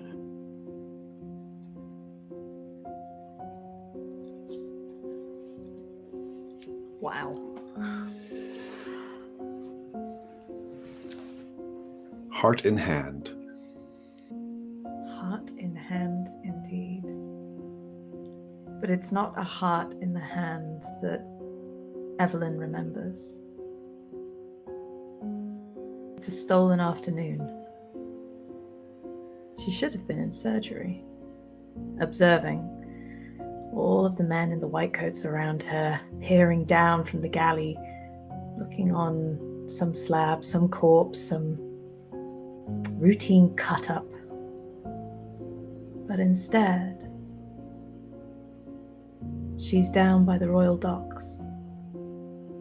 It's where a lot of the whores are these days, but it's also where a lot of the dancers are during the day, when not on a matinee or an evening show. This is how they make their money. This is how they afford their shoes, their dresses, their hair, because the companies surely don't pay for them. And Eveline is a paying customer here, quite specifically for her.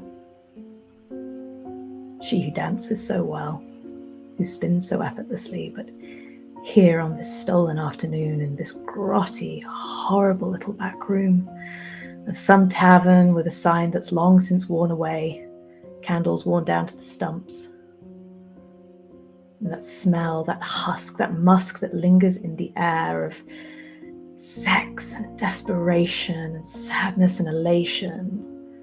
That toxic and yet enthralling mix of the living. On that stolen afternoon, she's in that back room, and her head is on her lover's chest.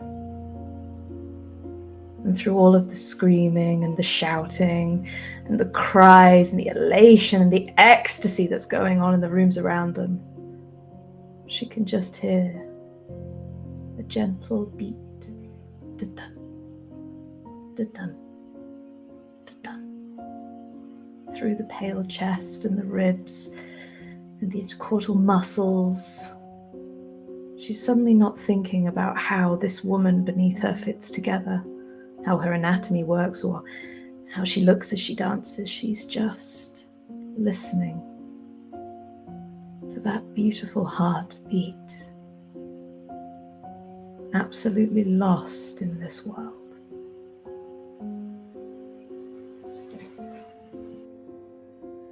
Fantastic. And how is the reflection changing, influenced by the Kilburn Abbey events? People harming their bodies out of devotion to that which they worship. That is not an unknown quantity to the devotees of the distant celestial, those who know it by its original name, simply Cecelie. Down in a basement level of the British Library, one of them sits night after night, laboriously copying out by hand that score. From a copy, of course, a copy of a copy. But they have become respected as the one who can recreate the composer's original brushstrokes the most perfectly. And thus they spend every hour they possibly can drawing out every note, every clef on the stave, recreating every little annotation. And their hands are gnarled with arthritis, great deformations on the fingers where the pen is rubbed against the same bones over and over again, and there's inflammation and swelling in every joint. It's painful to even hold the pen. And so it is that little details here and there are starting to alter. Those little orchestral flourishes, the trills of the violins and the piccolos, are starting to become misshapen and warped. And those little elegant decorations in the orchestration of this opera are starting to wear away, just like the tendons and the synovial fluid in the joints of this scribe. Fantastic, thank you. Everybody, let's go to the desk.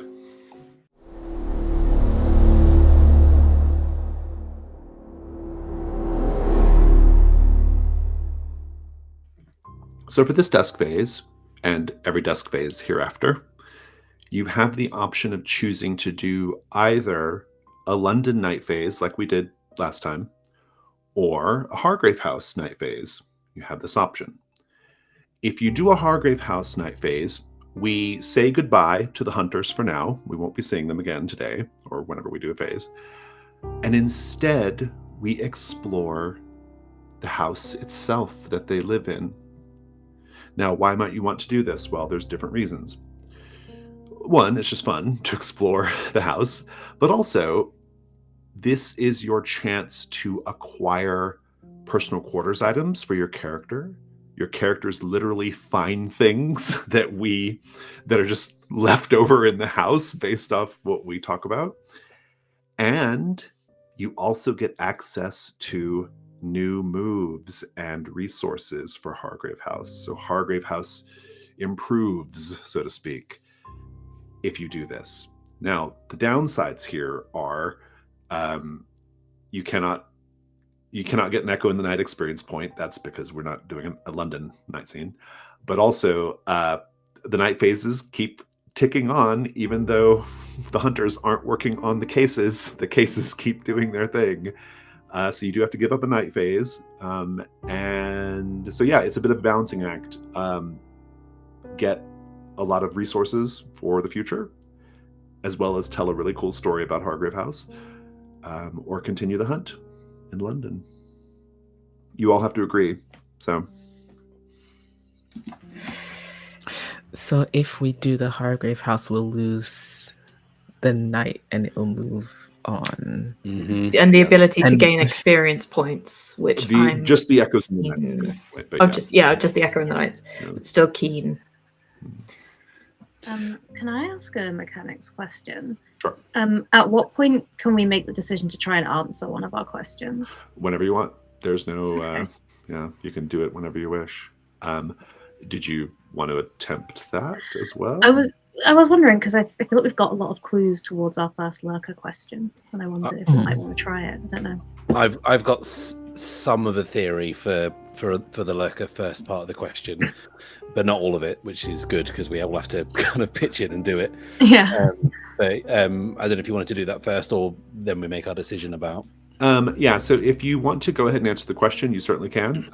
At some point, though, I need to know your decision about which of the night phases you want to do. So, okay. Well, my theory is that the vampire is very old, and I think there's a couple of things that tie this together.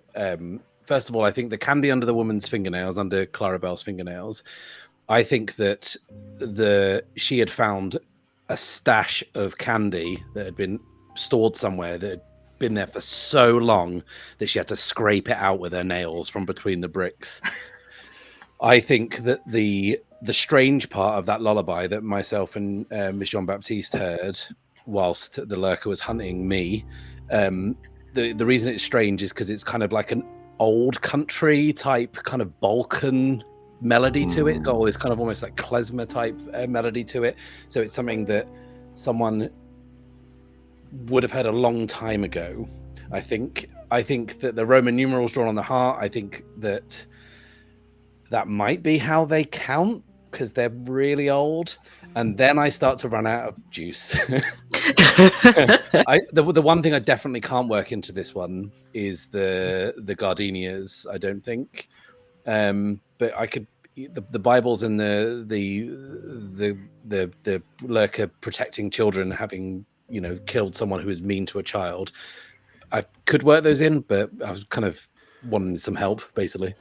I mean, I feel like you have a follow-on question, so you can save clues for that, and maybe some of those clues that seem out of place might be for another question. I'm definitely with you on the Roman numerals thing. I'm not sure why a truly young person would know such a thing, if for no other reason that might indicate that they're old. I even think the Bible pages maybe is reflective of it. I mean, what if the vampire's as old as Noah, right? I mean, it could be something like that, right? I also like the idea of the lullaby. I don't think I buy the candy. That's the one I'm not convinced on. But yeah, it's interesting because I'd been going down the opposite route towards it being young. So I don't wish to go through your theory. Let's hear it. Go for it. I also don't know what the gardenias are doing, but something maybe. But it's very much led by like the protecting other children. We're sort of seeing a workhouse, children in like a vulnerable situation. One of the kids said that someone who's mean to the children is killed, and like this creature protects them. I thought the candy might have been like confiscated because she worked at the workhouse, so the kids were like hiding candy and she took it all from them, like literally took candy from a baby, like very mean, has to be dealt with. I thought the lullaby and the Bibles with the Noah and the Ark story pulled out because you said, that's a Sunday school one that children like. This was like things that the creature is doing to soothe the children. And I thought it was young as well. So it was kind of trying to like enjoy childish things and not have the same fate that it had by protecting the kids. I guess you could argue like it could also be old and wanting to protect innocence of youth, but I was seeing it as like a child who is connecting with other children and trying to protect them. Yeah, I think it's like whenever, it's like little kids like to watch movies with kids in them, because they like to see other kids, right? I think it's like that kind of thing almost. That's or the way you described it, right? And like little kids feeling the injustice of like she took the candy, she must die, Right. Like, I think I've got one, but I think it leans more to very old instead of very young. The strange woman vomiting gardenias. Now, I might be wrong, but gardenias come from the coffee plant. And that idea of someone vomiting up flowers, specifically that related to coffee, that smell, that imagery, I would imagine that is somebody maybe having been poisoned or maybe having been betrayed in some way. And then the coffee in and of itself, coffee as a set wouldn't really appeal to children in any way. And that as a memory or as something that had appeared as a vision is maybe the way that this vampire was, I want to say betrayed. I'm trying to bring something out of that there, but I don't think I'm doing it very well. Maybe with the way that a very old vampire stuck in a child's body, it never liked the smell or the taste of coffee, and therefore that's why they see a woman vomiting it up. Maybe the one they see themselves as now, but that's a theory. It could be an interesting springboard for sure. Wren, do you have any thoughts? I don't know, because I was kind of on the it's an old baby, but now Michelle posed that it might be young, and I was just like, because it's possible they might have learned the Roman numerals from the Bible. That's how they would write it in the passages. So that's possible, especially if the Bibles are tied in with the workhouse and the candy under the victim's fingernails. It could all be tied in with them, like trying to leave them. You have something, Matt. What if the Roman numerals are the number book of the Bible that Noah is? Oh, it could be. And it's kind of like just a double. It's like a double clue for the same thing. And something about that really upsets them. But I think my feeling is that, as you've all laid it out, the stronger case is for the vampire being young. If it wasn't for the drawing of the Roman numerals on the heart, and I do like Wren's idea of maybe it's just like it learned like it was just copying the numerals from the Bible, I guess. I mean, the reasons for doing that are like not totally clear, right? But I do think that like the idea of the Bible story appealing to a kid, the protecting the kids, and maybe like Charla Bell was attacked precisely because she was like being mean to the kids with the candy. I feel like that's the strong case, is the kids, but I don't want to like say for sure, but that's my feeling on it. I'm kind of feeling Michelle's theory overall. I feel like there could be something really twisted in like maybe this child was like pressured to like practice their writing, and now they're practicing it by copying things out from the Bible onto the heart. So this kid has this child vampire also is a bit vindictive. And it was a teacher's heart. It was the heart of that. So that would make perfect vengeance. Interesting. If there are no objections, I think you can roll on that. I mean, if we take a look at the number of clues, you don't have to use all the clues, but I think the Roman numerals, the Bibles, and the candy definitely. Were you also using the lullaby clue, Michelle, there? Kind of, yeah. Or protecting children. Protecting children. Yeah. That would be a flat roll if you wanted to get another in there. So basically the way this works is you're going to roll. You start at -4 because the complexity is 4, and every clue that you work into your theory reduces or increases that. So you would get, you're at 0 right now, basically, on the die roll. I think you could probably work in the strange lullaby for a child. Maybe remember, like a child half remembering something from when they were younger, and It that's feels like the the stronger comfort they clue. have. I think the gardenias is more of a stretch. So I think the lullabies, if you're trying to work something else in, I feel like the lullaby is in. What do we suppose accounts for the strangeness in this circumstance? I kind of liked what you said, Jess. Like, you know how children sometimes imitate things, but they don't get it quite right. Like they get the words a bit wrong. Oh, that's good. Or they sing the tune a bit off because they're still developing their ear, and it's just a slightly off lullaby that they've half learned. Thumbs up, everyone. Yeah, I'm sold. Very good. This is going to be a +1. Since you kind of took point on the ultimate thing there, Michelle, why don't you roll? Okay, so I'm rolling 2d6. Yeah, let's read the move just so we all know what's going on here. It says, answer a question. When the hunters have an open, freewheeling discussion about the answer to a question, once they've gathered a number of clues equal to at least half the complexity and reach a consensus, roll plus the number of clues incorporated into the answer or otherwise explained away minus the complexity. So in this case, you're going to be rolling +1. So go ahead and roll +1. Okay. Don't fail me now, dice. Oh, that's a 7.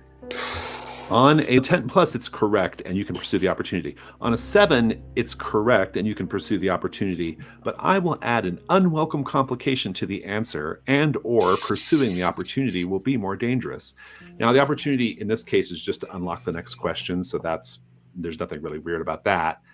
I guess I'll just put it this way. What it seems to me is going on is that the vampire is clearly, while a child, it feels, I mean, it's kind of a mean child, isn't he? he's kind of mean, and he's kind of like vindictive. And I mean, we saw how he hunted Haskell. So like, intentionally and was trying to like almost like provoke Ms. Jean-Baptiste. So I think what the complication is going to be is, even though this is a young vampire, he fully has control of his vampire faculties. Like there's no wobbling around like a baby deer on new legs. This is a child vampire that knows how to hunt and is more dangerous, perhaps. So that is the situation. What I'm hearing is Haskell got taken down by a child, and that makes me very happy. Indeed. We're getting pretty close to our scheduled end time. So we have a couple of... I think whatever happens next might depend a lot on what type of night phase you all are going to have. Are we thinking Hargrave House? Are we thinking London? Shall we explore the house? Begrudgingly, yes. Since we've just made a little bit of progress, let's now stall out together. Sounds like we've got that's unanimous then on exploring the house. I've never done this. This is the first time we will have done this part of the rules. Well, why didn't you say that? I do think it's going to be much faster than a normal night phase because there's no hunter narration. It's just narrating the story of the house. The way this works is any room that is in play that has a really particular meaning, I can choose to present to you for searching. One of the rooms that's in play is the secret womb, in fact, from the child move. But we're not doing that one tonight, though. Of the ones that I have in play, and the game, there's like a set that you can start with, basically. We are going to be doing the map room. The map room. So the first prompt is a paint the scene, and the paint the scene in the Hargrave House, it takes place in the present day. It's as your characters see the map room in, this is roughly 1870, 1875. So that's what the first prompt is. Everyone will do that. The remaining 3 prompts tell the story of a former hunter of Hargrave House. So at the beginning of the game, I mentioned to you that you're not the first people to be doing this work in Hargrave House. There have been many, many before you, for centuries, in fact, before you. or going back centuries. And so we're going to meet one such hunter when we explore the map room. We're going to meet them in Flashback. And so prompt 2, I'm going to give to Wren. Prompt 3 is going to be Michelle. And prompt 4 will be Jess. Let's take a 10-minute break. Read through your prompts. Feel free to conspire if you wish as well. Read through that. And we'll come back and that will be our phase. We'll do it.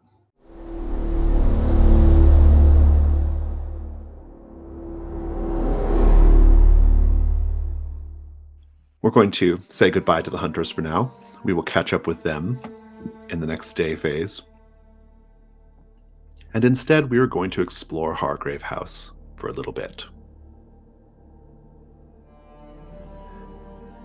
The map room.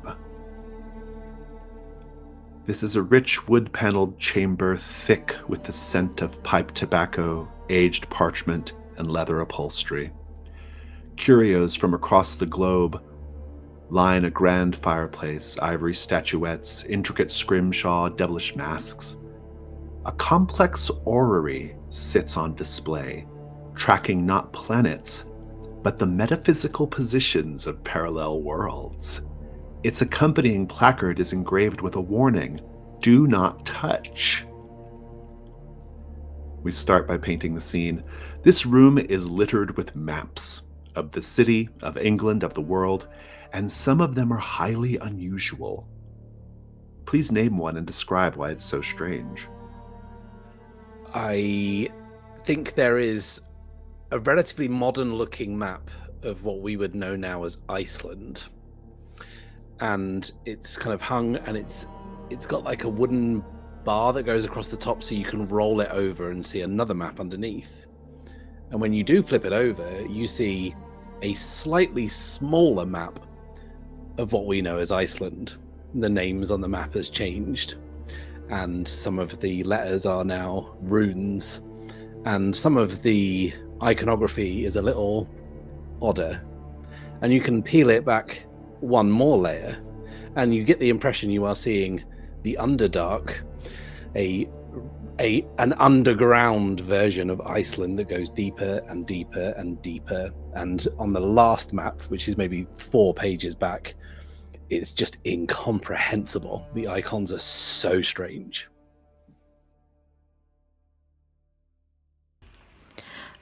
I think there is a map of what looks like the Americas and the West Indies.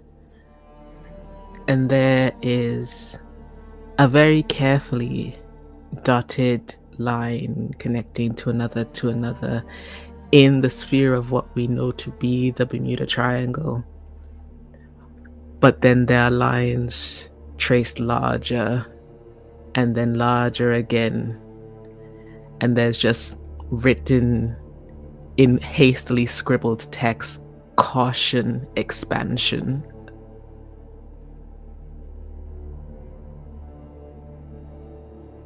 There is a diagram of the nascent London Underground currently being built, those first tunnels which will bring transportation beneath the cities of London. But it seems that somebody has scrawled all over this map and sketched in all these other lines in strange coloured inks with names of places that surely this underground is not going to be able to reach. Where on earth do they get an idea like that? One of the last maps you'd see in this room, sort of off to the side, heavily covered in dust, very, very much in the corner and out of the way. It looks old, maybe 100 years, yellowed edges and scrapped, dog-eared corners. It is a simple line drawing of England, as we would know it, mapped as ordinarily as anyone would. But over it, are a series of thin charcoal lines, arching and curved in a variety of different directions, intersecting the entire island and then driving off into the sea. And they continue to crisscross one another, slowly getting closer and closer together until they hit London, where many of them seem to converge. Down at the very bottom of the map, in a scrawled hand, that trails off at the end as if written in pain or in quickened pace. It reads, "Do not follow the ley lines." And that is all. Fantastic. Now, before we go any further, I want to tell you all that all of this stuff that we're doing is not just for our mutual entertainment. You each as players get to take something from what is narrated and add it to your character's personal quarters. So maybe it's one of these maps, or maybe it's something we're going to see in the upcoming scenes. So be thinking on what you want for your character as well. Let's keep going with the map room. We're flashing back to 1779, about 100 years before our present time. No one has ever accused Godfrey Rathermere of an overabundance of ability or intelligence, but being the son of fearsome monster hunter and explorer Lionel Rathermere, his place at Hargrave House is secured. Alone in the map room, Godfrey is drawn to the orrery. What compels him to manually adjust its delicate mechanism? What disorienting sensations assail him as suddenly the parallel worlds mapped by the orrery start to collapse into his own? Tell us of it, Wren. Godfrey hears a dropping noise of something small, like metal against wood. And he turns to the orrery, not immediately seeing what's fallen, what's happened, what's gone wrong.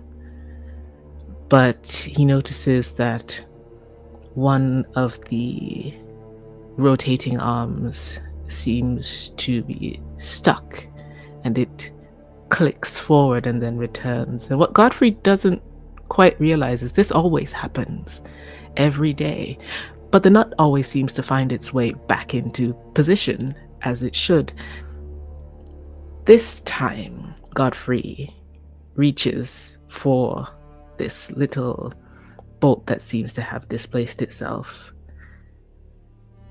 and goes to, just because of it shouldn't be like this, everything else is moving smoothly, so I'm fixing it, I suppose, he thinks, as he goes and places the nut back into the screw a bit prematurely.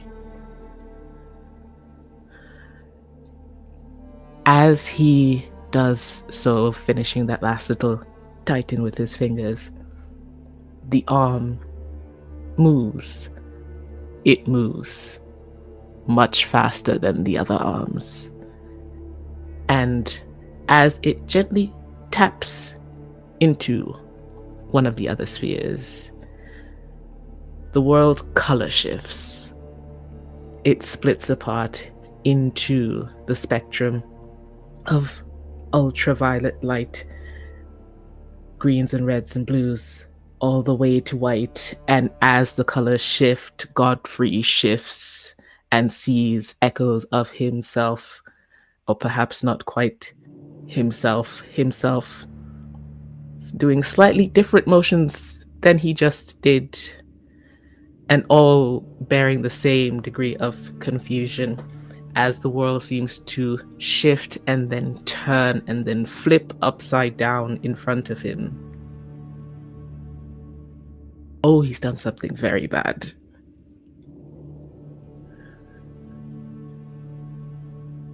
Oh, Godfrey. When the strangeness settles, he's face to face with a version of himself from another reality. standing on the other side of the orrery like a mirror image? What key difference in appearance or demeanor hints at the nature of this other Godfrey's original world? Understanding instinctively that only one of them can remain here, how does our Godfrey defeat his counterpart? Godfrey stares and Godfrey stares back. But this other Godfrey, his nails are long and they curl into claws, and those watery blue eyes, they are black with no whites at all. And Godfrey looks at Godfrey, and Godfrey knows that in this world something dreadfully wrong has happened, and Hargrave House is not a sanctuary for mortals, living beings. It has become a place of monsters. And Godfrey knows what Godfrey must do. He must kill monsters. Unfortunately, Godfrey knows what Godfrey must do, and he must kill mortals. And so the two launch at each other, perfect mirror images, both reaching for the ornamental swords at their sides, both clashing into each other, both destroying those ornamental swords. They're no use for fighting, Godfrey, you know this. And in a moment, the monster, Godfrey, is on top of him. Those claw nails are digging into his skin. He is bleeding. He is desperate. And he takes his hand, he scrabbles around for anything. He finds that orrery, that strange device, which, he just wanted to fix it. But he smashes it across the monster, Godfrey's head. He takes his opportunity. He launches himself down. Now he is on top. There's another ornamental sword hanging over the mantelpiece, and this one looks a little less ornamental and a little more sword-like. So he takes it, and with a desperation and a shriek of horror at what he is having to do, he wanted to be a monster hunter. He thought it would be fun. He never knew it would be like this, as he's sawing through his own neck and beheading that monster Godfrey. And that's all there is to it.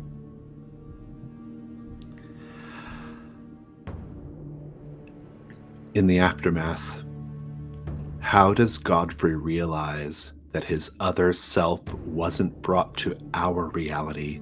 It was he who was transported instead. Is it horror or the thrill of discovery that now quickens his pulse, Jess? Pride is what heats his heart. The fire of it flows through his veins as he realizes what he's done. He, the son of Lionel Rathamir, has killed a monster. He, Godfrey, is a monster hunter. He has done it. He takes the creature's head and turns to Hargrave House and... Hang on. Why is the writing backwards? He can hear something coming down the stairs. It's his father, yelling for him. Must be something wrong with his eyes. He goes to meet his father, sword in hand. His body is sticky with the blood, but he's still got the head, the weight of it. Oh God, his father's going to be so proud. And his father, he's there. He's in the door. And his eyes are black. And his nails are long.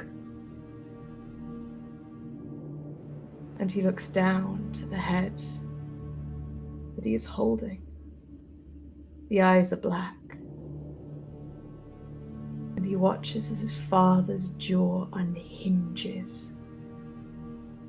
That horrid, horrendous crack that extinguishes every flame of pride that had built up in his chest, turns it ice cold. He just wanted to be like his father. He just wanted to be like Lionel.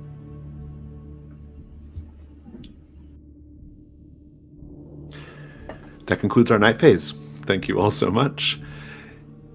Now, you each get to take something for your personal quarters, something your hunter might have found just laying around, maybe in the map room, maybe somewhere else. It can be something that we directly saw in the scenes, or it can be something that is implied by what was in the scenes. So if anyone has an idea for something they'd like, go ahead and say so and write it down. I'm going to do it before someone else has the same idea. I've got Lionel Rathermere's field notes on how to kill monsters that Godfrey should have been embarrassed to have on his person. Very good. Fantastic. Go ahead and note that. I want that ley line map. If there's no objections, it is yours. I want the head of Godfrey Rathamere. I love it. Good. Yeah. Fantastic. Yeah. I mean, if it's well preserved after 100 years somehow, it could be the one. I want a shattered piece of the orrery that at night on a new moon reflects strange images onto the walls of the room it's in. Fantastic. Speaking of the orrery, in addition to what you have all collected here, you also get a brand new move for Hargrave House.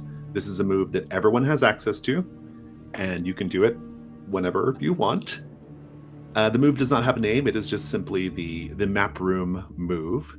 And I'll reveal what it does to you on Discord later, and I'll talk about it in a future recording. But I'll just say right now as a little preview, what it does is it allows you to adjust the orrery and call forth a version of you from another dimension and time.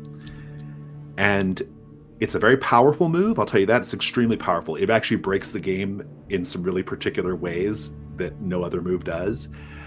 It's also really dangerous. Your fate might be along the line of poor Lionel Rathermere. So that is what you all have access to in the map room.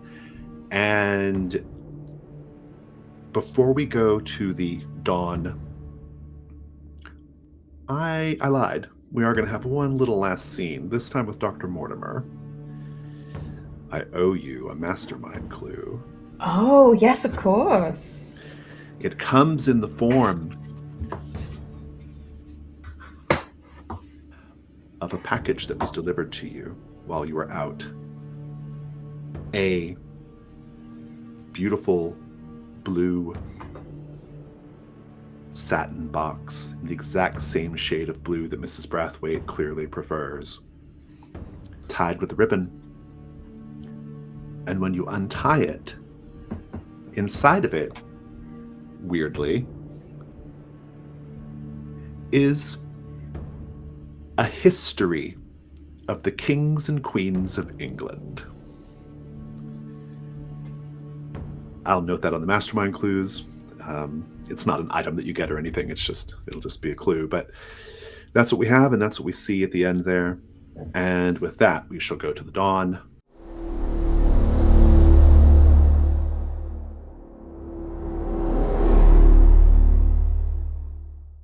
So everyone is getting the question that is, did you answer a capital Q question? Yes, you did. You answered the first question for the Limehouse Lurker, so you all get that one. Echoes in the Night do not apply for this particular dawn phase. However, let's check in with Haskell. Haskell, did you have a scene showing your secret private life in London? I sure did. I was rolling that into the most complex, vulnerable scene I could. Indeed. My relationship with the street urchins. Arguably also in Flashback too. So yeah. I guess kind of. I wasn't in London, so. Oh, that's right. That's right. Yeah. But no, there are urgent stuff for sure. Did you engage in a petty reprisal of someone who angered Dr. Mortimer? I was so close to leaping off the room to attack the cat off the roof of the school to do that, but no, it didn't seem right at the moment. So no. Indeed. Dr. Mortimer, did you dismiss the possibility of a supernatural explanation despite everything you've experienced? I did say God could go do one. I don't know if that's really. I'm into it. I think it's in the same vein. It's in the spirit. Phenomenal. Yeah, it's in the spirit. I'll take it. Did you secretly engage in romantic or emotional behavior at odds with your aloof, logical exterior? I was very, very happy to have found that heart. Indeed and you were. Tried not to hide that too much. All right, so you've got 3 XP there. And let's go to Ms. Quinn. Ms. Quinn, did you express a clear preference for the beautiful over the mundane? I took a piece of the garden because it was flowering so late into the year. Ah, very good. Yeah, indeed. Did you secretly show a vulnerable side to someone? I did. For just a moment, I let slip to one of my fellow monster hunters that I'm not as great an artist as I am a muse. Ah, indeed. Very good. Yeah, clever. Very good. So you also pick up 3 XP. And Ms. Jean-Baptiste, did you have a face-to-face encounter with a dark entity? Close enough to face-to-face, I would say. And did you counsel someone using your supernatural affinities as the basis for that advice? No, but I wanted to actually, it's the second episode, so I don't know if I can change it, but I did want to. Oh, you're allowed to change these in between sessions. Yeah, you can change them as you wish. Excellent. Can I change that to ritual? Oh, sure. Go ahead. Yeah, you can change it now. Yeah, it's fine. Yeah. Going forward, you change them in between sessions, I guess. Okay, I did not know that. Thank you. No worries. It was a good scene. So, okay, so everybody transfer your experience. Remember that this should have the tracker only has 5 boxes, but it should have 6. So the 6th mark is you unmarking them, and then you take your advancement. So, did anybody advance out of curiosity? No. Not yet. Not yet. Got to be pretty close, though, right? Dr. Mortimer and I'm Phoebe one are off, very I close. think. Yeah. Yeah. So if we play our cards right, we all gain a level next turn. Yes. Fun. If anybody has to go, I get that, but I'd love to just do a quick stars and wishes and just say this was fabulous. You all did a really, really great job. Just stars for all of the flashbacks, all the narration. Like I'm not even kidding. Like when I developed these rules, these narrative rules, like show me a time you did this, paint the scene, flashback to this. Here's Lionel Rathermere. All that stuff, like this is what I wanted. Like I wanted this kind of like textured storytelling happening. And even though we're only 2 sessions in, I hope it's really clear how much world building is happening in just 2 sessions. Like an insane amount of world building. Right? So just stars all around. There's lots of individual stars too, but that's the one that I'll just throw out as a kind of, just terrific. It's great fun. In my notes, I've got the words Miss Baptiste's ritual offal cookies. And I never want to have to eat one of those. What I really loved from everyone tonight was just there was so much kind of give and take. Every time Jason gave, everyone else gave just it right back, and it just felt so fluid and organic, and all of the storytelling was just incredible. This is exactly as I kind of envisioned this to kind of pan out, and this is becoming a kind of real dream for me. I loved the opera reveal of the masterwork, the juxtaposition of Dr. Mortimer facing down a cat chewing an old heart to the story of the heartbeat was just like it was incredible. I absolutely loved that. And Wren, your Mask of the Past I thought was unbelievably good. And I'm just loving how, Michelle, you are just cold as fucking ice when you speak to people. It's amazing. I will ride off of the back of that. So I've written down some like favorite bits from the evening, and one of the lines that really got me from Michelle was when the guy had his tongue cut out, and you were just like, "Oh God, now he won't be able to talk to us." that immediate just self-involvement. I'm like, I fucking love Cecelie. He won't be able to tell us anything now. He won't be able to tell us anything now. Oh God. For Wren, it was curiosity and cats and all that. I just love that as a line. So good. And then Haskell's Russian reveal. That was beautiful. I was not expecting that at all. That fully blindsided me. Loved it. Again, world building is, these characters have such depth suddenly, and I'm really enjoying figuring out where they're going to go or what they might be. But God, it's so good. Yeah, big fan of all of you. Yeah, I really loved hearing all three of your sort of flashback scenes today. Like, Red, yours was so like I was just like completely dropped, like performance based. I was just like, oh no, the poor woman. Like, I was so in when you started telling that story. Like, Matt, yours was so intriguing and so exciting and so cosmopolitan, another language. I was so excited. Like, I was just thrilled by that. And Jess, yours was just so tragically beautiful. And just seeing that, like, that moment of tenderness juxtaposed, like Matt said, against like the monstrousness of what you're choosing to do with that is gorgeous. And Jason, I love I love like the way you keep like pushing the creepiness and the horrificness of a scene just a little bit further each time, and like the whole sequence in the abbey of like creepy flirting with the monk through to monk with his head on backwards cutting off his own tongue, like somehow that felt like a natural progression the way you told it. Like, I just loved it. It's so much fun. I'm having such a good time. I think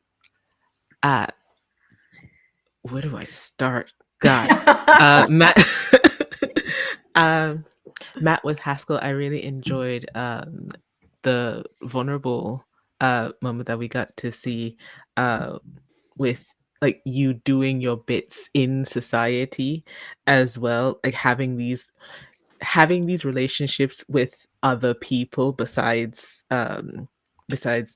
your patron was really fun to see. And I like the way that you did it, where it just came together at the end. It was like, oh yeah, here's your shit.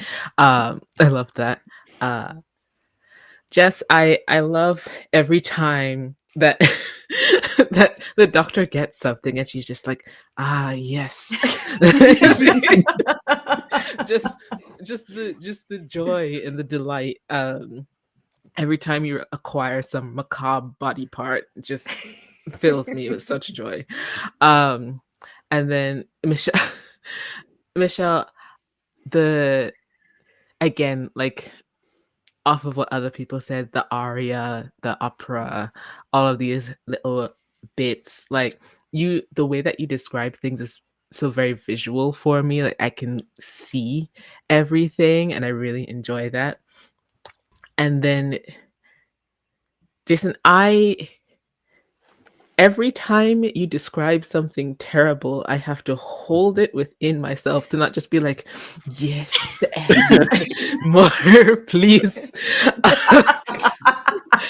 I was just like, I have to try and match the mood. I love that when you come up with things, it's not just this happens, but it's this and also this, and everything just feels so like fleshed out and developed. I've just got one wish, which is I've got the coolest move on my playbook and I've not got to use it two sections in a row, and I will use it. I will use it next time, I promise. I have one wish, which is I very much wish for Cecelie and Dr. Mortimer to interact. I'm intrigued to see whether they get on. I suspect possibly not. So I really want that to happen.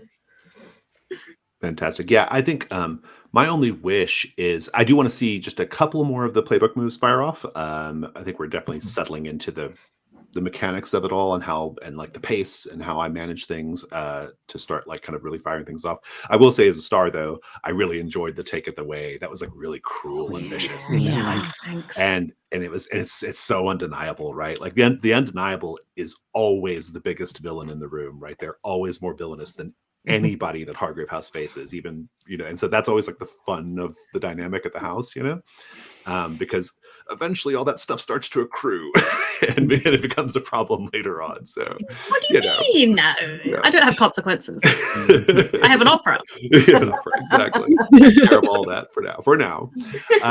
Yeah, just really, really great. No, I loved it. Yeah, it was really, really, really good. Yeah, it was just a great session, and I'm just so excited to keep going next week. So, and also Star, for in case they're watching, I don't know who wrote this particular Hargrave House room. I didn't write it. It was written by one of my collaborators, but it's great. I had a really fun time with it. It was really fun to try it out. So yeah, just a good time all around. Yeah.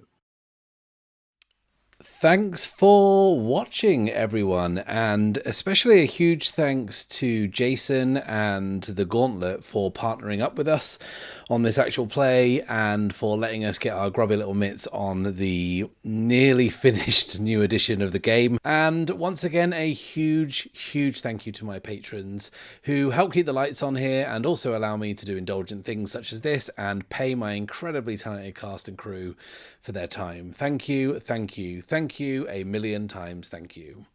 I'll be back next time, but until then, it's farewell and safe passage.